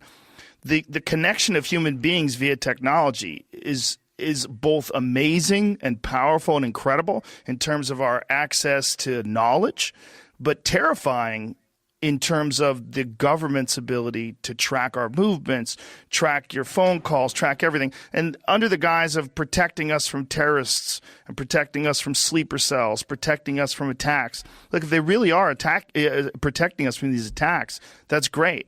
But there's no provision in the Constitution that allows any of this. And this is where it gets really squirrely because they're making up the rules as they go along, and they're making up these rules the way you're describing it. This is step by step. This has happened to sort of protect their ass and keep themselves from being implicated in what has been a violation of our rights and our privacies and the Fourth Amendment. Yeah, I mean, I think one of the things that everybody needs to understand when you look at these things, and the reason, we talked about before, when I got this information, why I didn't just put it on the internet, and people criticize me for this. They go, I didn't share enough information because the journalists are gatekeeping, right? They've got a big archive and they haven't published everything from it. And I told them not to publish everything from it. Why did you do that? Why did you do that? Because, again, it gets back to legitimate secrets and illegitimate secrets. Some spying, from my perspective, career spy, is okay, right? Agreed. If you have hacked a terrorist's phone, right, and you're getting some information about that, useful. Agreed, right? Yeah. If you're spying on a Russian general in charge of a, rocket division, useful, right? But there are lines and degrees in that where it's not useful. Now, the examples that I just gave you, these are targeted. This is where you're spying on an individual, their known named person that is being monitored for a specific reason that is related. Hopefully from a warrant. People, right. Well, even for foreign intelligence in some indications, you don't need a warrant strictly. Although I think they should have warrants for all of these investigations because they established a court for precisely this reason called the Foreign Intelligence Surveillance Court, right? And there's not a judge in the world who wouldn't stamp a warrant saying, hey, spy on Abu Jihad over here, right? And if you want to spy on another guy, Boris Badenov of the Rocket Division, right, that's okay. They're going to go with that. But then you look at these edge cases, and in the archive that I provided to journalists, there have been stories that have come out where they've spied on journalists, right? They've spied on human rights groups. And these kind of things, I think people miss. I'm going to throw up some slides here, so forgive me if this gets weird and I put up the wrong ones. But since I came forward, this Foreign Intelligence Surveillance Court that the government says authorized these programs 15 different times was overruled by the first open courts to look at the program. These are federal courts here, right, that said, no, actually, these programs are unlawful. They're likely unconstitutional. When you start looking at the facts, you see, even within the context of the very loose restrictions and laws that apply to the NSA and surveillance, they say they broke their own laws, 2,776 times in a single year. And then you asked about that thing that motivates me, like why I came forward. We had been trying as a country before I came forward to prove the existence of these programs legally, because this is our means of last sort of recourse in our system, right? We got the executive, we got the legislature, we got the judiciary, right? So Congress makes the laws, the executive is supposed to carry them out, the courts are supposed to play referee. The executive had broken the laws. Congress was turning a blind eye to the laws. And the courts were, and this is just months before I came forward, going, well, it does appear that the ACLU and Amnesty International, like all of these human rights groups and non-governmental organizations, had established that, these programs are likely unlawful. They likely exist. They're simply classified. But the government responded with this argument that you just saw, saying that, well, it's a state secret if they do exist. You, the plaintiffs, don't have hard, concrete evidence that they do exist. And the government is saying, legally, you have no right to discover evidence from the government, write documents, demand documents, or demand an answer from the government as to whether whether or not these things exist, because the government's just going to give its standard, what they call GLOMAR response. We can neither confirm nor deny that these things exist, which leaves you out in the cold, which leaves the courts out in the cold. The courts go, look, the government could be breaking the law here. Look, they could be violating the Constitution here. But because you can't prove it, and because the government doesn't want to play ball, and the government says, if we were doing this, it would be legal and it would be necessary for national security or whatever, the court can't presume to know national security better than the executive because the courts aren't elected. And so this leads to this fundamentally broken system where, okay, the only way to have the courts review the legality of the programs is to establish the programs exist. But the programs are classified, so you can't establish they exist unless you have evidence. But providing that evidence to courts, to journalists, to anyone is a felony, right? That's punishable by 10 years per count under the Espionage Act. And the government has charged every source of public interest journalism who's really made a significant difference in these kind of cases since Daniel Ellsberg, really going back to that, under the same Espionage Act. It's always the same law. And there's no distinction to government between whether you sold information to a foreign government for private benefit, right, or whether you provided information only to journalists for the public interest. And that's a fundamentally harmful thing, I think. When you look at things that have come in the wake of this, we're talking about the post-2013 court rulings that found what the government was doing was unlawful. You see the courts saying actually that leaks, or air quotes leaks, can actually be beneficial. Leak is used in the governments, and this is from a federal court. These are not exactly my biggest supporters. They're recognizing that although leak implies harm, it implies something that's broken, it's actually helpful. It's a leak that's letting in daylight in this context. That is the only thing that allows the system to operate in a context where 1 year before I came forward, we had the NSA saying this kind of stuff didn't happen. We had, this famous exchange, which more than anything made me realize this was a point of no return. Because I've told you this, you've heard this, but if you haven't seen it, you might not believe me, right? Maybe I'm a sketchy guy, whatever. One of those senators I told you that objected to this stuff, that was doing the Lassie barks for all those years, Ron Wyden, was confronting the most senior spy in the United States, General James Clapper, who was then the director of national intelligence, right? There's no guy higher than him. The buck stops with him when it comes to intelligence. He's testifying under oath in front of Congress, right? But more broadly, in front of the public. This is televised. And Ron Wyden asks him a very specific question about a program, mind you, that Ron Wyden knows exists because he has security clearance. He sits on the Intelligence Committee.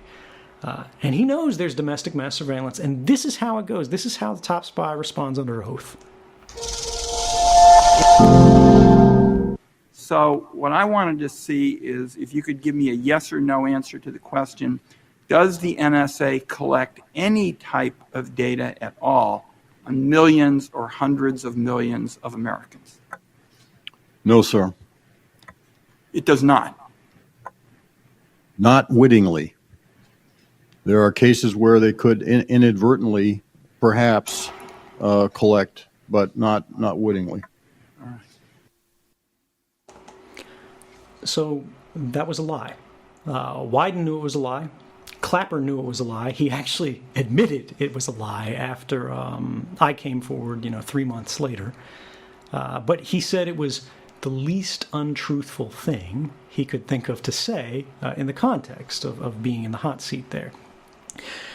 But what does it mean for a democracy when you can lie under oath to Congress, and the congressman even knows you're lying to them, but they're afraid to correct you?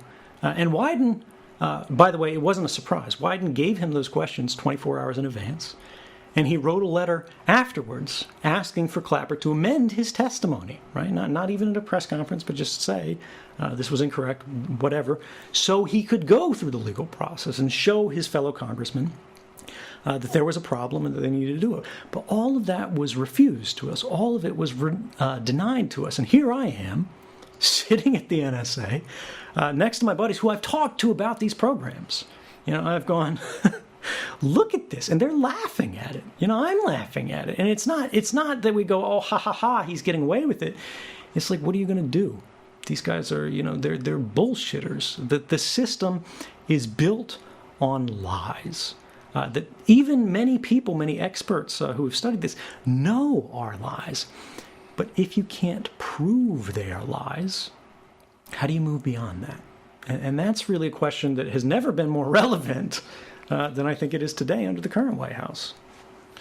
So you're in this position where you have this information and you know that these surveillance systems are in place and they're unconstitutional, and you feel this deep responsibility to let the American people know about this. What makes you take the leap?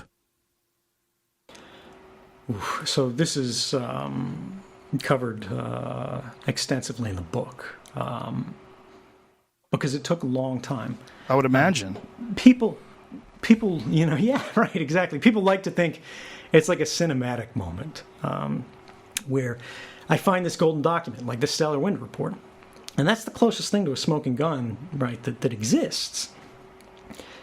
But look, if you found that, you can read that later, look at that, and imagine yourself being like, oh, I'm going to go outside on the courthouse steps and wave this thing and burn my life to the ground, burn my family to the ground, I'm never going to be work again, I'm going to jail for the rest of my life.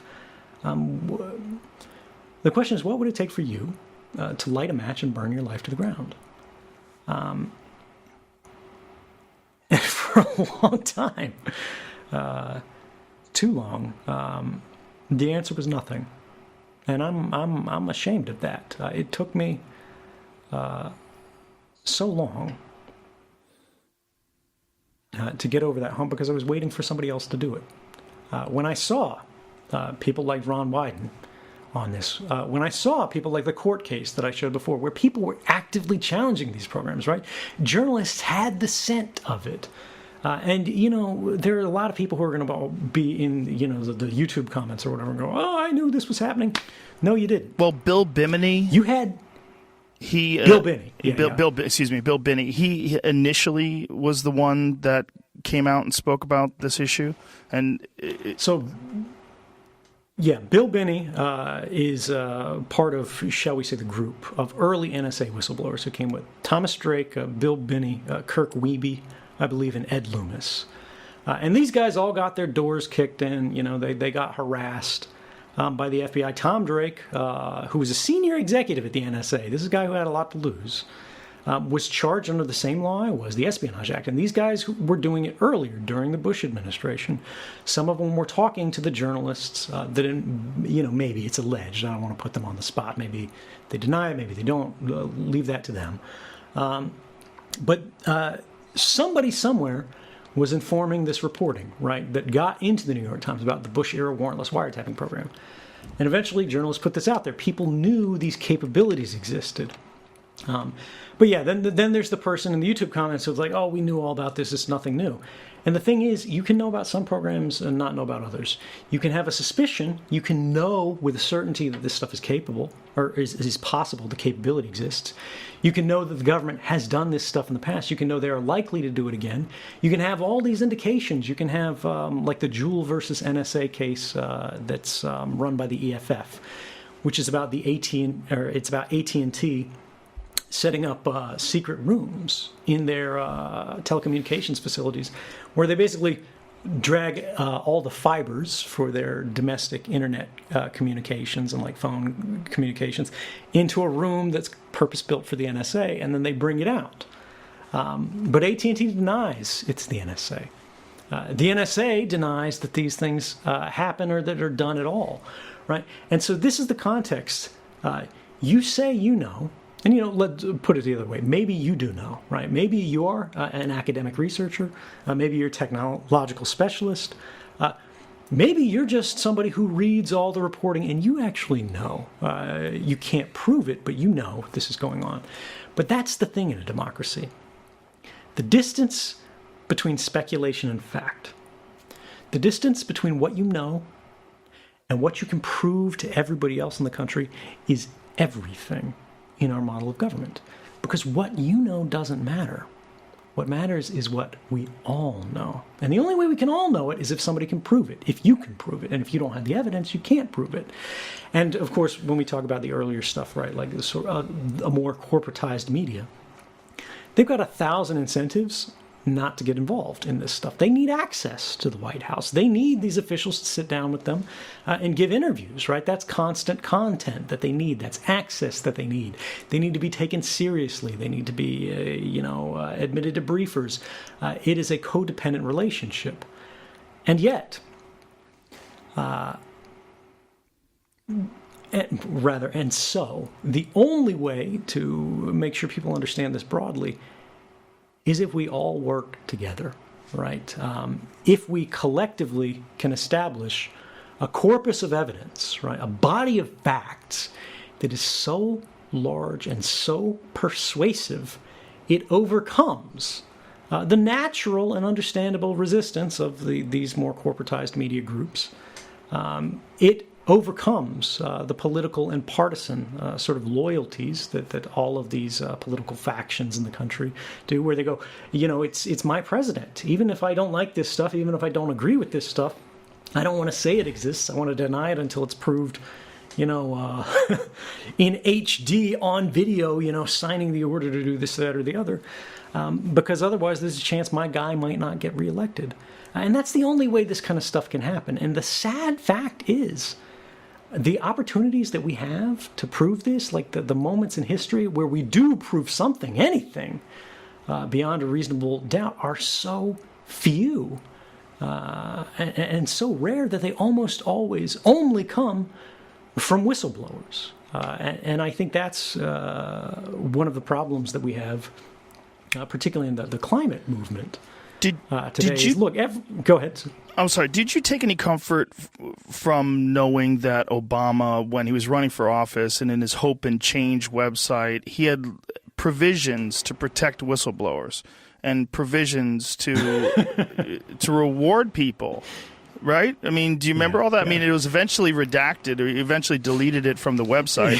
But that disappeared it from the website. Yes, but that was a big part of his program, or what he was running on, was that when people were exposing unlawful activity, he was going to protect those people.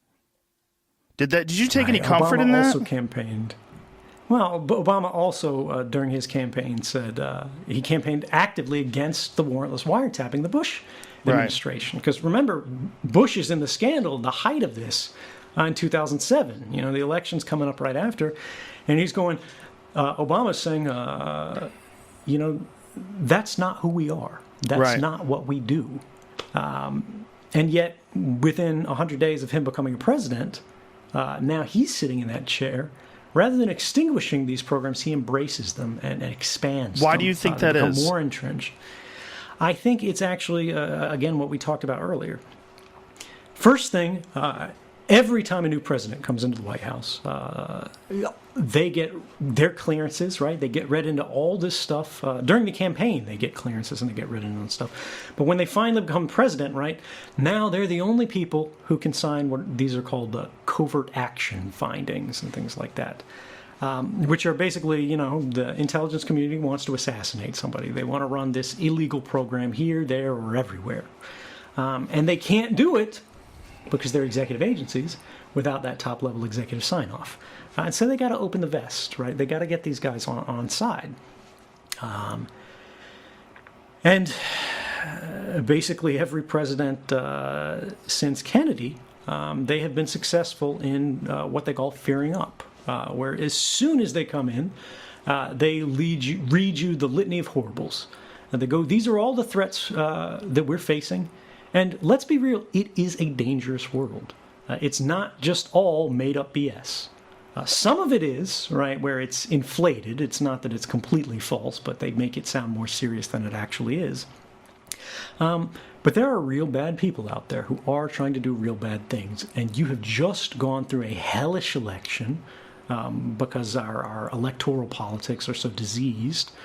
And now, after you've crawled through fire, you're already thinking 4 years ahead.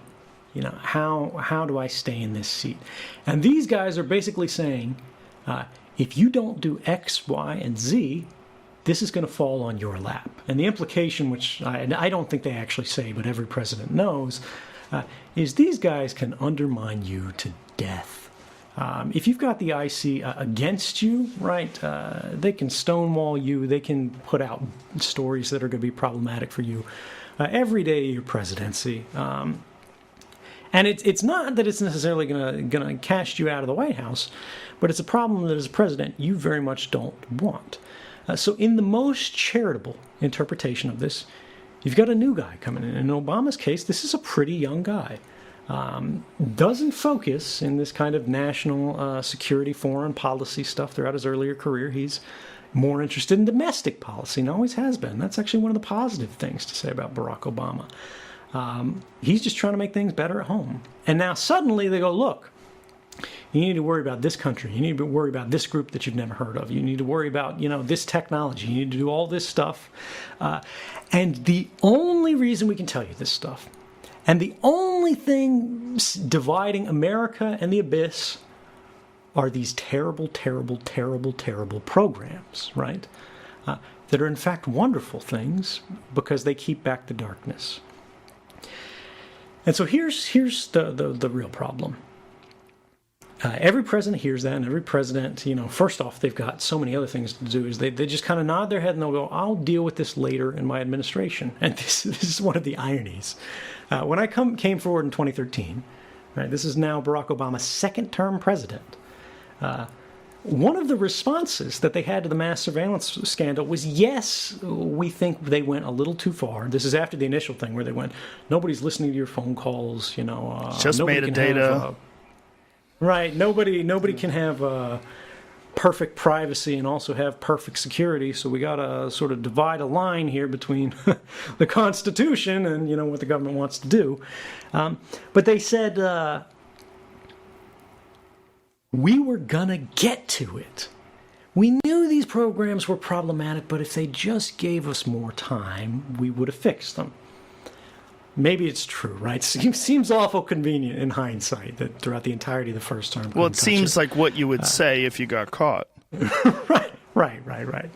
But look, if we're being the most generous that we are here, the president is briefed on real and legitimate threats, and they scare the hell out of him. I'm sure. And we can all imagine being there, right? Those of us who remember what the world was like post 9/11, fear is a powerful thing. But the guys who are doing that briefing, they're no longer scared of it. Because they've been dealing with this for years. This is the oldest thing. They've given this briefing times before. You know, when people talk about the deep state, right? They talk about it like some conspiracy of lizard people. It's not that. It's something much simpler. The deep state is simply the career government. It's the people who are in the same offices who outlive and outlast presidencies, right? They've seen Republicans, they've seen Democrats, they don't really care. And they give that same briefing again and again, and they get good at it. They know what they want. They know what this person's saying. Whereas the president, they don't know who these people are. These people have been there before the president. They're going to be there after the president. And so they give this very effective, very fear-inducing speech, and then they follow it up with their asks, which are really demands, just politely provided. And anyone in that position who is not an expert on this stuff, who is not ready for this sort of trade-off, and who you have to understand as a career politician is entirely used to the horse trading game, right? And going, I'll deal with this later or not now, or what are this is the cost benefit here. And the intelligence community goes, if you give us what we want, no one will ever know about it because it's classified. It's obviously the easy answer. And maybe Barack Obama honestly did want to get to this later. But what we can say today is for all the good that may have been done in that White House, this is an issue where the president went through 2 full terms and did not fix the problem, but in fact made it worse. Well, it seems like the president has a job that's absolutely impossible. And if you come across someone who has been in the position, like, someone who's the head of an intelligence agency for a long time and is very persuasive and has some, legitimate credentials that show that he's very good at his job, and he tells you this is important for national security, we need to keep these things in place. It doesn't seem like any one person can run the country and be aware of every single program that every single agency is implementing. It seems completely unrealistic. And the job itself, it doesn't seem like any person can do it adequately. And when it comes to something like this mass surveillance state, I could see a president being persuaded by someone who comes to him and says, this is why we need to do this. Yeah, I mean, one of the things that I think is the underlying problem in everything that you just described is the president has too much power. Right. And because they have too much power, that means they have too much responsibility. And I don't think people understand, if they haven't lived outside the United States, if they haven't sort of traveled or studied broadly, just how exceptional the American presidency is. Most countries don't have a single individual with this level of power. It's really only the superstates, and that may be by design. Perhaps that's why they're superstates. But when we look at sort of complex advanced democracies that are more peaceful, they tend to have a more multilateral system that has more people involved in smaller portfolios. And a lot of this derives from just the size of the government. Like you said, the president is responsible for basically everything in the executive branch, and the executive branch is basically every agency that actually does any work. And so how do you correct for that without breaking it up, where you have smaller ministers and ministries and things like that have different levels of responsibility, having a smaller government overall. Back in 1776, the federal government, was pretty much a dream. We weren't even interested in having standing armies. The idea of an army that existed from year to year was a terrifying, forbidding thing. And then when you moved to this idea that we have a president, that they have these extraordinary powers, it's okay because the government's very small. The federal government especially is seen as sort of this small and toothless and weak thing. Can you pause for 1 second? Over this span. Pause for 1 Please, second, because yeah. my AirPods are about to die, and I'm going to swap over to another pair. These suckers Sure. are good for a couple hours, but we're 2 hours and 15 minutes here. we'll have a little bit of a weird audio issue with the last half of it, but Jamie will take care of it. I wanted to talk about you, like where you are right now in your life and how you're handling this, because you've been in exile for how many years now? It's been more than 6 years. Six June years of 2013. Yeah, I mean, well, actually, I left May. So what is life like? I mean, are you in constant hiding? I mean, what are the issues like? In the beginning,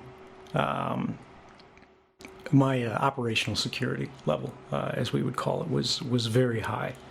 I was concerned about being recognized. I was concerned about being followed. I was concerned, really, about very bad things happening to me because the government made it very clear that from their position I was the most wanted man in the world. They literally brought down the president of Bolivia, his aircraft, and would not let it depart as it tried to cross the airspace of Europe, not even the United States. They wouldn't let it leave until they confirmed I was not on board. So yeah, that made me a little bit nervous, but you can't live like that forever. And although I was as careful as I could be, I still lived pretty happily because I was an indoor cat to begin with, right? I've always been a technologist. I've always been pretty nerdy. So as long as I have a screen and an internet connection, I was pretty happy. But in the years past, my life has become more and more open. You know, now I speak openly, I live openly, I go out, I ride the metro, I go to restaurants, I go, How often are you recognized? Park. So this is a funny thing, is I'm almost never recognized. One of those things is I don't give Russian interviews because I don't want my face all over the news. Which is nice because it just allows people to sort of forget about my face. And I can go about my life.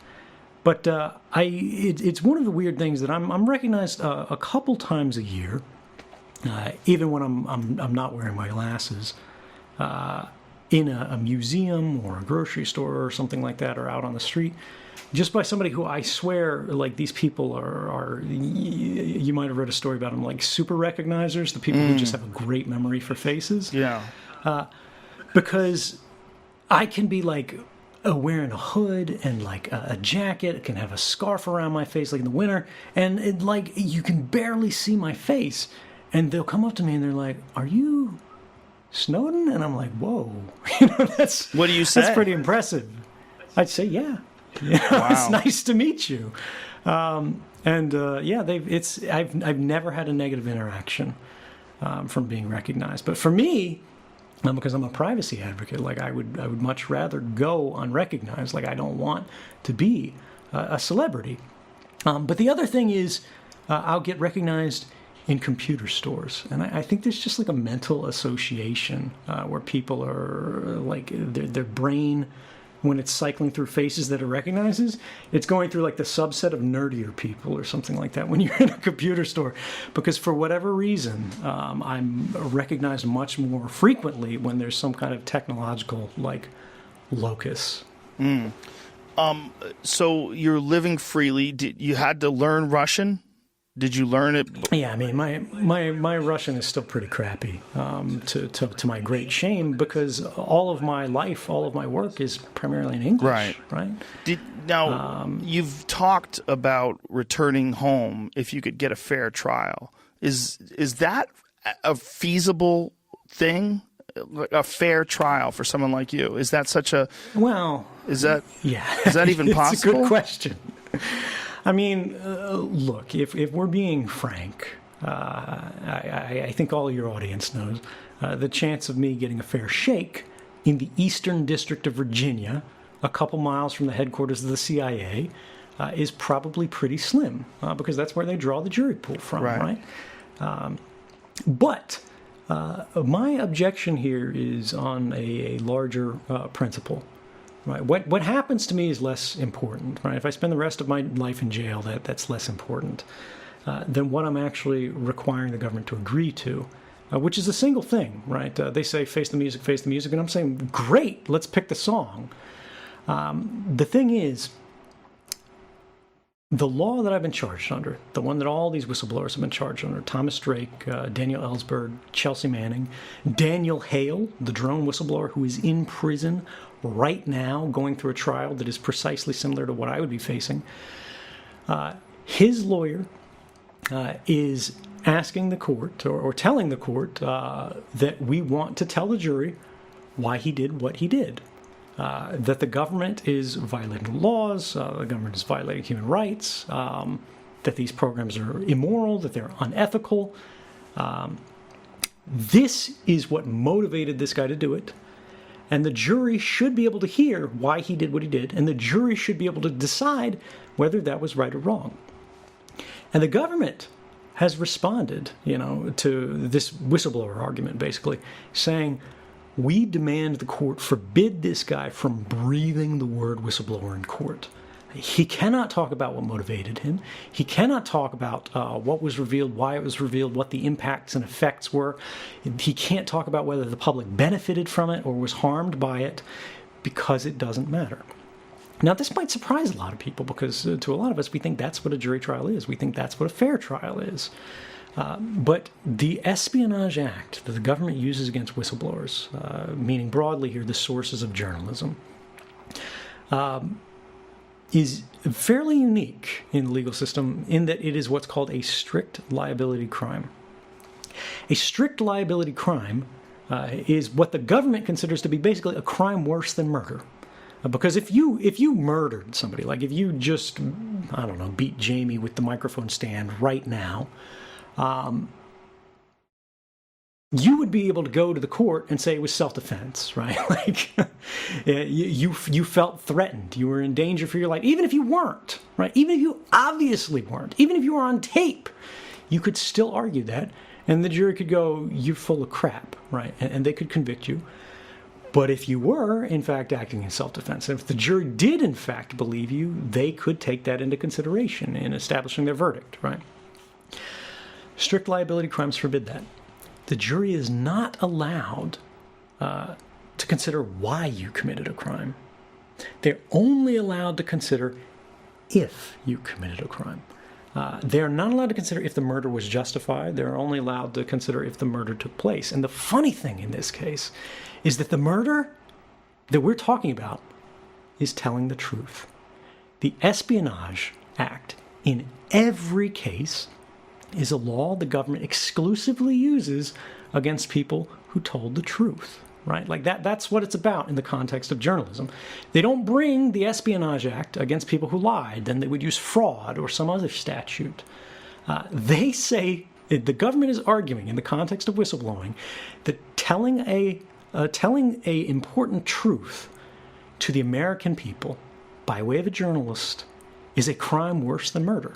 And I believe, and I think most Americans would agree, this is fundamentally, indefensibly wrong. And so my whole argument with the United States government since the very beginning was been, I'll be back for a jury trial tomorrow, but you have to agree to permit whistleblowers a public interest defense. It doesn't matter whether they are a whistleblower or not. It's just they argued. It's the jury that decides whether they are a whistleblower or not. They have to be able to consider the motivations of why someone did what they did. The government says we refuse to allow that because that puts the government on trial. And we don't trust the jury to consider those questions. Wow. So you have had these conversations then. So this has been discussed. Oh, yeah. No, this is from the Obama administration. There's been no contact since the Trump administration. Because the government basically, when they got to this point, they went, we have no good argument against this, and we will never permit this to happen. And again, I just want to make clear, this is not speculation. This is not me thinking. This is actively happening in the case of Daniel Hale right now. I hope you guys can pull up a graphic for it, because this story just hit the papers like 2 or 3 weeks ago. Saying the government is forbidding this guy from making this argument. So you're seemingly in a state of limbo. Then they're not actively pursuing you. It seems that if you're able to move around freely, they haven't discovered where you are. You're just free to live your life. Well, yeah. I Sort mean, of. it's one of these things where, whether they know where I am or whether they don't know where I am, where I put my head on the pillow, doesn't matter so much. I'm in Russia, right? And we should lean into that because I think people, they hear Russia, particularly in the context of today's news, and you see like what people are saying about Tulsi Gabbard and things like Yeah. that. Any kind of association, anytime your name appears in the same sentence, same paragraph, same story as the word Russia, it's considered a negative thing now. And don't get me wrong, I've been a long-time critic of the Russian government. I just actually had a major story written about me in a Russian state news outlet called RIA Novosti. You guys could probably pull it. It's only in Russian, though. That's saying because I spoke favorably about a member of the Russian opposition, Alexei Navalny, which I wasn't even speaking positively about this guy. I was saying, look, I think people have a right to express their opposition in a country, and they should be able to do that without fearing retaliation in the future. Because the background here is this opposition figure has been a long-time thorn in the Russian administration's side. And they've just suddenly, magically, been accused of being foreign agents or something like that. And so everyone connected to this, which is like a big civil society body, had their doors like simultaneously kicked in across the country, and they're being investigated for some kind of corruption or something. It doesn't even matter. And, I said I opposed that, just like I was tweeting, footage of ballot stuffing in the Russian elections, just like I've criticized the Russian president by name. I've criticized Russian surveillance laws, so many things, again and again and again and again and again.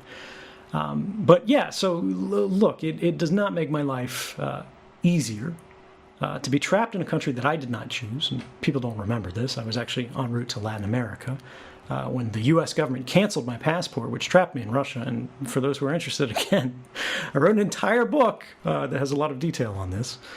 But it's difficult to be basically engaged in civil opposition to policies of the United States government at the same time as the Russian government. And it's a hard thing, and it's not a happy thing, but I feel like it's a necessary thing. The problem is nobody wants to talk about that. Nobody wants to engage in that kind of nuance. Nobody wants to consider those kind of conversations in the current world. People believe, and this is actually one of the worst things that Western media does in the context of discussing Russia, is they create this aura of invincibility around the Russian president. They go, this guy's calling all the shots, he's pulling all the strings, this guy's in charge of the world. And that's very useful for the Russian government broadly, because they can then take that and replay that on their domestic media, and they can go, look how strong we are. The Americans are afraid of us, the Chinese are afraid of us, everybody's afraid of us, the French are afraid of us. We are strong, right? There's no question that Russia's going to be interfering in elections. There's no question that America is going to be interfering in Russian elections, right? Nobody likes to talk about this. And again, I need to substantiate that now that I've said that. I've got an old note that I've cited 1 billion times. The New York Times published a story in the wake of, this contested 2016 election, where they looked into the history of electoral interference in Russia and the Soviet Union. And they found in roughly 50 years, 36 different cases of election interference by Russia or the Soviets, right? This is not a new thing. This is something that always happens because that's what intelligence services do. That's what they think they're being paid for, which is a sad thing, but it's a reality because we aren't wise enough to separate covert action from intelligence gathering. But in that same study that they found 36 different cases by the Russians and the Soviets, they found 81 different cases by the U.S., and this was published by Scott Shane in the New York Times and both the Washington Post as well. But this is the thing, like, there is a way to criticize the Russian government's policies without criticizing the Russian people, who are ordinary people who just want to have a happy life. They just want to do better. They want the same things that you do, right? And every time people go, oh, Russia, Russia, Russia, every time people go, Russia bad, every time they go, Russia's doing this, they go, Russia's doing that, Russian people who have nothing to do with the government feel implicated by that. Like, do you feel like you're in charge of Donald Trump? Like, do you want to have Donald Trump's legacy around your neck? And then people go, oh, well, you could overthrow Donald Trump. You could overthrow Putin. Can you really? Like, is that how it works? So, yeah, I mean, look, I have no affiliation. I have no love for the Russian government. It's not my choice to be here. And I've made it very clear I would be happy to return home. Is there any concern that they would deny you visa? I mean, how are you staying there? It's a good question. So I have a permanent residence. People think I'm under asylum, but I'm no longer under it. It's like a green card now. It's got to be renewed every 3 years. So yeah, sure, it's possible they could kick me out. And this was what the story I was telling you about before in Russian media was. They were saying, the Russian government should take some action against me, or I shouldn't be welcome here, or I should go home, because why is he criticizing the Russian government, right, when they're the people who Is that like the Russian version of Fox News? Away. Is that what they have over there? I don't know enough about Russian media to tell you. I think it's supposed to be more like a Reuters or Associated Press, but the hell if I know. But the thing is this. What's the alternative? Right? Yes, the Russian government could screw me, but they could screw me even if I didn't say anything. And so should I shut up and be quiet in the face of things that I think are injustices because it makes me safer? Well, a lot of pragmatic people will say, yeah. They say you've done enough. They say you've done your part. They say whatever. Be safe, live long, be happy.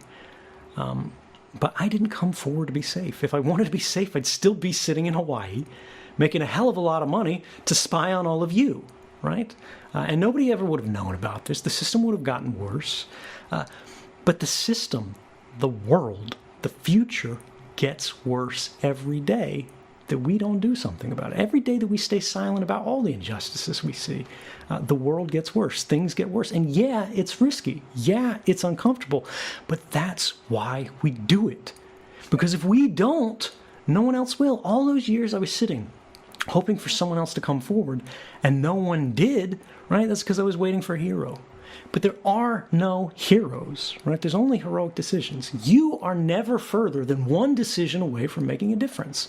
It doesn't matter whether it's a big difference. It doesn't matter if it was a small difference, because you don't have to save the world by yourself. And in fact, you can't. All you have to do is lay down one brick. Right? All you have to do is make things a little bit better in a small way so that other people can lay their brick on top of that or beside that. And together, step by step, day by day, year by year, we build the foundation of something better. But yeah, it's not going to be safe, but it doesn't matter, because individually, it's not, me, whoever you are, that's the Iron Man. Right? I don't care if you're the biggest doomsday prepper with cans full of beans. If the world ends, it's going to affect you. We make things better. We become safe together, right? Collectively, that is our strength. That is the power of civilization. That is the power that shapes the future. Because even if you make life great for you, you're going to die someday. You're going to be forgotten someday. Your cans of beans are going to rot someday.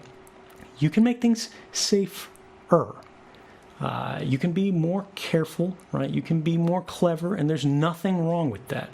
But at the end of the day, you have to recognize if you're trying to eliminate all risks from your life, what you're actually doing is eliminating all possibility from your life. You're trying to collapse the universe of outcomes such that what you've lost is freedom. You've lost the ability to act because you're afraid. That's a beautiful way to put it. That's what got us into this mess. That's a beautiful way to put it. Are you aware at all of the current state of surveillance and what, if anything, has changed since your revelations? Yeah, I mean, the big thing that's changed since I was in 2013 is now it's mobile first everything. Mobile was still a big deal, right? And the intelligence community was very much grappling to get its hands around it and to deal with it. But now people are much less likely to use a laptop than use a desktop than use, any kind of wired phone than they are to use a smartphone.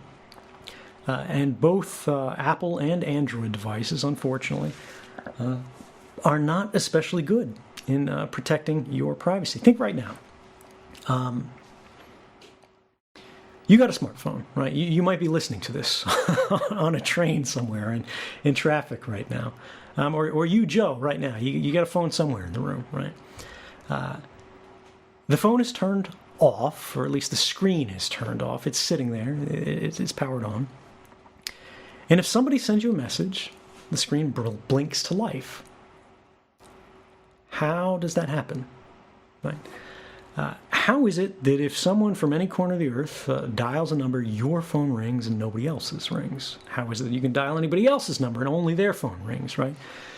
Every smartphone, every phone at all, is constantly connected to the nearest cellular tower. Every phone, even when the screen is off, you think it's doing nothing, you can't see it because radio frequency emissions are invisible. It's screaming in the air, saying, here I am, here I am. Here is my IMEI, I think it's individual manufacturer's equipment identity, and IMEI, individual manufacturer's subscriber identity. I could be wrong on the breakout there, but the acronyms are the IMEI and the IMSI, and you can search for these things. They're two globally unique identifiers that only exist anywhere in the world in one place, right? This makes your phone different than all the other phones. The IMEI is burned into the handset of your phone. No matter what SIM card you change to, it's always going to be the same, and it's always going to be telling the phone network it's this physical handset. And the IMESI is in your SIM card, right? And this is what holds your phone number, right? It's basically the key, the right to use that phone number. And so your phone is sitting there doing nothing, you think, but it's constantly shouting and saying, I'm here. Who is closest to me? That's the cell phone tower. And every cell phone tower with its big ears is listening for these little cries for help and going, all right, I see Joe Rogan's phone, right? I see Jamie's phone. I see all these phones that are here right now. And it compares notes with the other network towers, and your smartphone compares notes with them to go, who do I hear the loudest? And who you hear the loudest is a proxy for proximity, for closeness, distance, right? They go, whoever I hear more loudly than anybody else, that's close to me. So you're going to be bound to this cell phone tower, and that cell phone tower is going to make a note, a permanent record, saying this phone handset with this phone number at this time was connected to me, right? And based on your phone handset and your phone number, they can get your identity, right? Because you pay for this stuff with your credit card and everything like that. And even if you don't, right, it's still active at your house overnight. It's still active, on your nightstand when you're sleeping. It's still whatever. The movements of your phone are the movements of you as a person, and those are often quite uniquely identifying. It goes to your home. It goes to your workplace. Other people don't have it. Sorry. And anyway, it's constantly shouting this out, and then it compares notes with the other parts of the network. And when somebody is trying to get to a phone, it compares notes. The network compares notes to go, where is this phone with this phone number in the world right now? And to that cell phone tower that is closest to that phone, it sends out a signal saying, we have a call for you. Make your phone start ringing so your owner can answer it. And then it connects it across this whole path. But what this means is that whenever you're carrying a phone, whenever the phone is turned on, there's a record of your presence at that place that is being made and created by companies. It does not need to be kept forever. And in fact, there's no good argument for it to be kept forever. But these companies see that as valuable information, right? This is the whole big data problem that we're running into. And all this information that used to be ephemeral, right? Where were you when you were 8 years old, where'd you go after you had a bad breakup? Who'd you spend the night with? Who'd you call after? All this information used to be ephemeral, meaning it disappeared, right? Like the morning dew, it would be gone. no one would remember it. But now these things are stored. Now these things are saved. And it doesn't matter whether you're doing anything wrong. It doesn't matter whether you're the most ordinary person on Earth, because that's how bulk collection, which is the government's euphemism for mass surveillance, works. They simply collect it all in advance in hopes that one day it will become useful. And that was just talking about how you connect to the phone network. That's not talking about all those apps on your phone that are contacting the network even more frequently, right? How do you get a text message notification? How do you get an email notification? How is it that Facebook knows where you're at? You know, all of these things, these analytics, they are trying to keep track through location services on your phone, through GPS, through even just what wireless access points you're connected to, because there's a global, constantly updated map. There's actually many of them of wireless access points in the world, because just like we talked about, every phone has a unique identifier that's globally unique. Every wireless access point in the world, right? Your cable modem at home, whether it's in your laptop, every device that has a radio modem has a globally unique identifier in it. And this is a standard term. You can look it up. And these things can be mapped when they're broadcasting in the air, because, again, like your phone says to the cell phone tower, I have this identifier. The cell phone tower responds and says, I have this identifier. And anybody who's listening, they can write these things down. And all those Google Street View cars that go back and forth, right, they're keeping notes on whose Wi-Fi is active on this block, right? And then they build it into a giant map. So even if you have GPS turned off, right, as long as you're connected to Wi-Fi, those apps can go, well, I'm connected to Joe's Wi-Fi, but I can also see his neighbor's Wi-Fi here, and the other one in this apartment over here, and the other one in the apartment here. And you should only be able to hear those 4 globally unique Wi-Fi access points from these points in physical space, right? The intersection in between the spreads, the domes, of all those wireless access points. And it's a proxy for location. And it just goes on and on and on. We could talk about this for 4 more hours. We don't have that kind of time. Can I ask you this? Is there a way to mitigate any of this personally? I mean, shutting your phone off doesn't even work, right? Well, so it does in a way. It's yes and no. The thing with shutting your phone off that is a risk is, how do you know your phone's actually turned off? It used to be when I was in Geneva, for example, working for the CIA. We would all carry like drug dealer phones. The old smartphones, old dumb phones. They're not smartphones, and the reason why was just because they had removable backs where you could take the battery out, right? And the one beautiful thing about technology is if there's no electricity in it, right? If there's no go juice available to it, if there's no battery connected to it, it's not sending anything, because you have to get power from somewhere. You have to have power in order to do work. But now your phones are all sealed, right? You can't take the batteries out. So there are potential ways that you can hack a phone where it appears to be off, but it's not actually off. It's just pretending to be off, whereas in fact it's still listening in and doing all this stuff. But for the average person, that doesn't apply, right? And I got to tell you guys, they've been chasing me all over the place. I don't worry about that stuff, right? And it's because if they're applying that level of effort to me, they'll probably get the same information through other routes. I am as careful as I can, and I use things like Faraday cages. I turn devices off.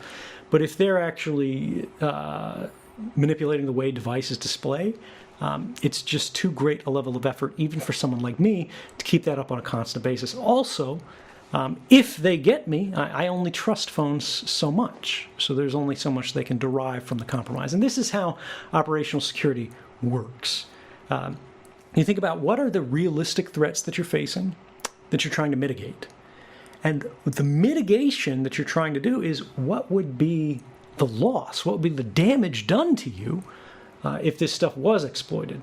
Much more realistic than worrying about these things that I call voodoo hacks, right, which are like next level stuff.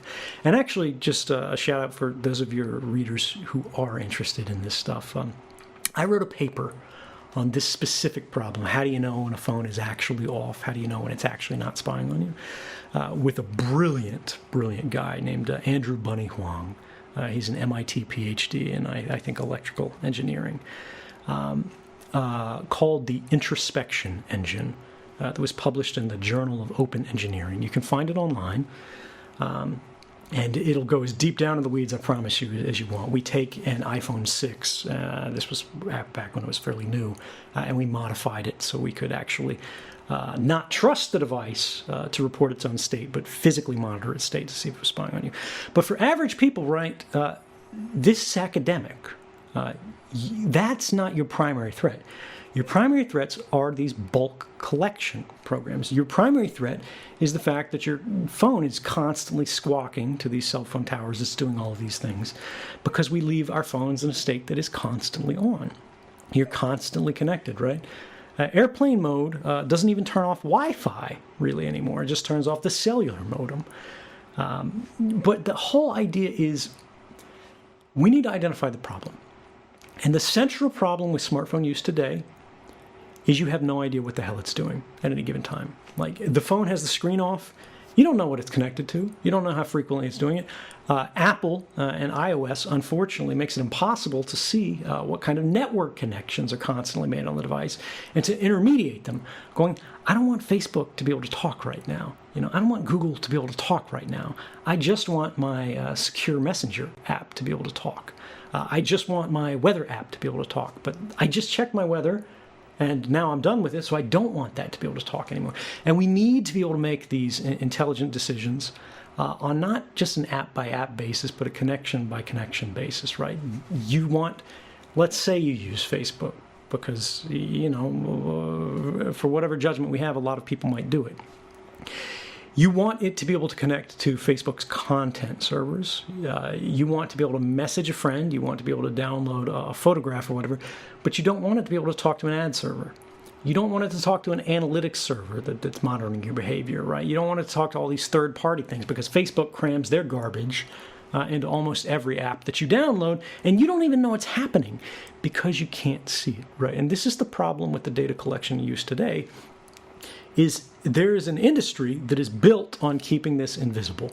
And what we need to do is we need to make the activities of our devices, whether it's a phone, whether it's a computer, whatever, more visible and understandable to the average person, and then give them control over it. So, like, if you could see your phone right now, and at the very center of it is a little green icon that's your, handset, or it's a picture of your face, whatever, and then you see all these little spokes coming off of it.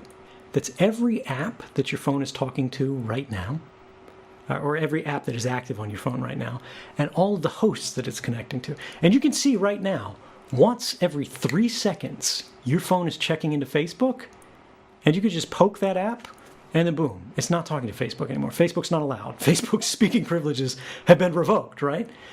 You would do that. We would all do that. If there was a button on your phone that said, do what I want, but not spy on me, you would press that button, right? That button does not exist right now. And both Google and Apple, unfortunately, Apple's a lot better at this than Google, but neither of them allow that button to exist. In fact, they actively interfere with it because they say it's a security risk. And from a particular perspective, they actually aren't wrong there. But it's not enough to go, we have to lock that capability off from people because we don't trust they would make the right decisions. We think it's too complicated for people to do this. We think there's too many connections being made. Well, that is actually a confession of the problem right there. If you think people can't understand it, if you think there are too many communications happening, if you think there's too much complexity in there, it needs to be simplified. Just like the president can't control everything like that, if you have to be the president of the phone, and the phone is as complex as the United States government, we have a problem, guys. This should be a much more simple process. It should be obvious. And the fact that it's not, and the fact that we read story after story, year after year, saying all your data has been breached here, this company's spying on you here, this company's manipulating your purchases or your search results, or they're hiding these things from your timeline, or they're influencing you or manipulating you in all of these different ways, that happens as a result of a single problem. And that problem is an inequality of available information. They can see everything about you, they can see everything about what your device is doing, and they can do whatever they want with your device. You, on the other hand, owned the device. Well, rather, you paid for the device, but increasingly these corporations own it. Increasingly these governments own it. And increasingly we are living in a world where we do all the work, right? We pay all the taxes, we pay all the costs, but we own less and less. And nobody understands this better than the youngest generation. Well, it seems like our data became a commodity before we understood what it was. It became this thing that's insanely valuable to Google and Facebook and all these social media platforms. Before we understood what we were giving up, they were making billions of dollars. And then once that money is being earned and once everyone's accustomed to the situation, it's very difficult to pull the reins back. It's very difficult to turn that horse around. Precisely, because the money then becomes power. Right. The information then becomes influence. That also seems to be the same sort of situation that would happen with these mass surveillance states. Once they have the access, it's going to be incredibly difficult for them to relinquish that. Right. Yeah. No, you're exactly correct. And this is the subject of the book. I mean, this is the permanent record, and this is where it came from. This is how it came to exist. The story of our lifetimes is how intentionally, by design, a number of institutions, both governmental and corporate, realized it was in their mutual interest to conceal their data collection activities, to increase the breadth and depth of their sensor networks that were sort of spread out through society. Remember, back in the day, intelligence collection in the United States, even in SIGINT, used to mean sending an FBI agent, right, to put alligator clips on an embassy building, or sending in somebody disguised as a workman, and they put a bug in a building. Or they built a satellite listening site, right? We called these foreign satellite collection. Where out in the desert somewhere, they built a big parabolic collector, and it's just listening to satellite emissions, right? But these satellite emissions, these satellite links, were owned by militaries. They were exclusive to governments, right? It wasn't affecting everybody broadly. All surveillance was targeted because it had to be. What changed with technology is that surveillance could now become indiscriminate. It could become dragnet. It could become bulk collection, which should become one of the dirtiest phrases in the language if we have any kind of decency. But we were intentionally, this was intentionally concealed from us, right? The government did it. They used classification. Companies did it. They intentionally didn't talk about it. They denied these things were going. They said, you agreed to this, and you didn't agree to nothing like this. I'm sorry, right? They go, we put that terms of service page up, and you clicked that. You clicked a button that said, I agree, because you were trying to open an account so you could talk to your friends. You were trying to get driving directions. You were trying to get an email account. You weren't trying to agree to some 600-page legal form that even if you read, you wouldn't understand. And it doesn't matter even if you did understand, because one of the very first paragraphs in it said, this agreement can be changed at any time unilaterally without your consent by the company, right? They have built a legal paradigm that presumes records collected about us do not belong to us. This is sort of one of the core principles on which mass surveillance, from the government's perspective in the United States, is legal. And you have to understand that all the stuff we talked about today, the government says everything they do is legal, right? And they go, so it's fine. Our perspective as a public should be, well, that's actually the problem, because this isn't okay. The scandal isn't how they're breaking the law. The scandal is that they don't have to break the law. And the way they say they're not breaking the law is something called the third-party doctrine. Third-party doctrine is a legal principle derived from a case in, I believe, the 1970s called Smith versus Maryland. And Smith was this knucklehead who was harassing this lady, making phone calls to her house.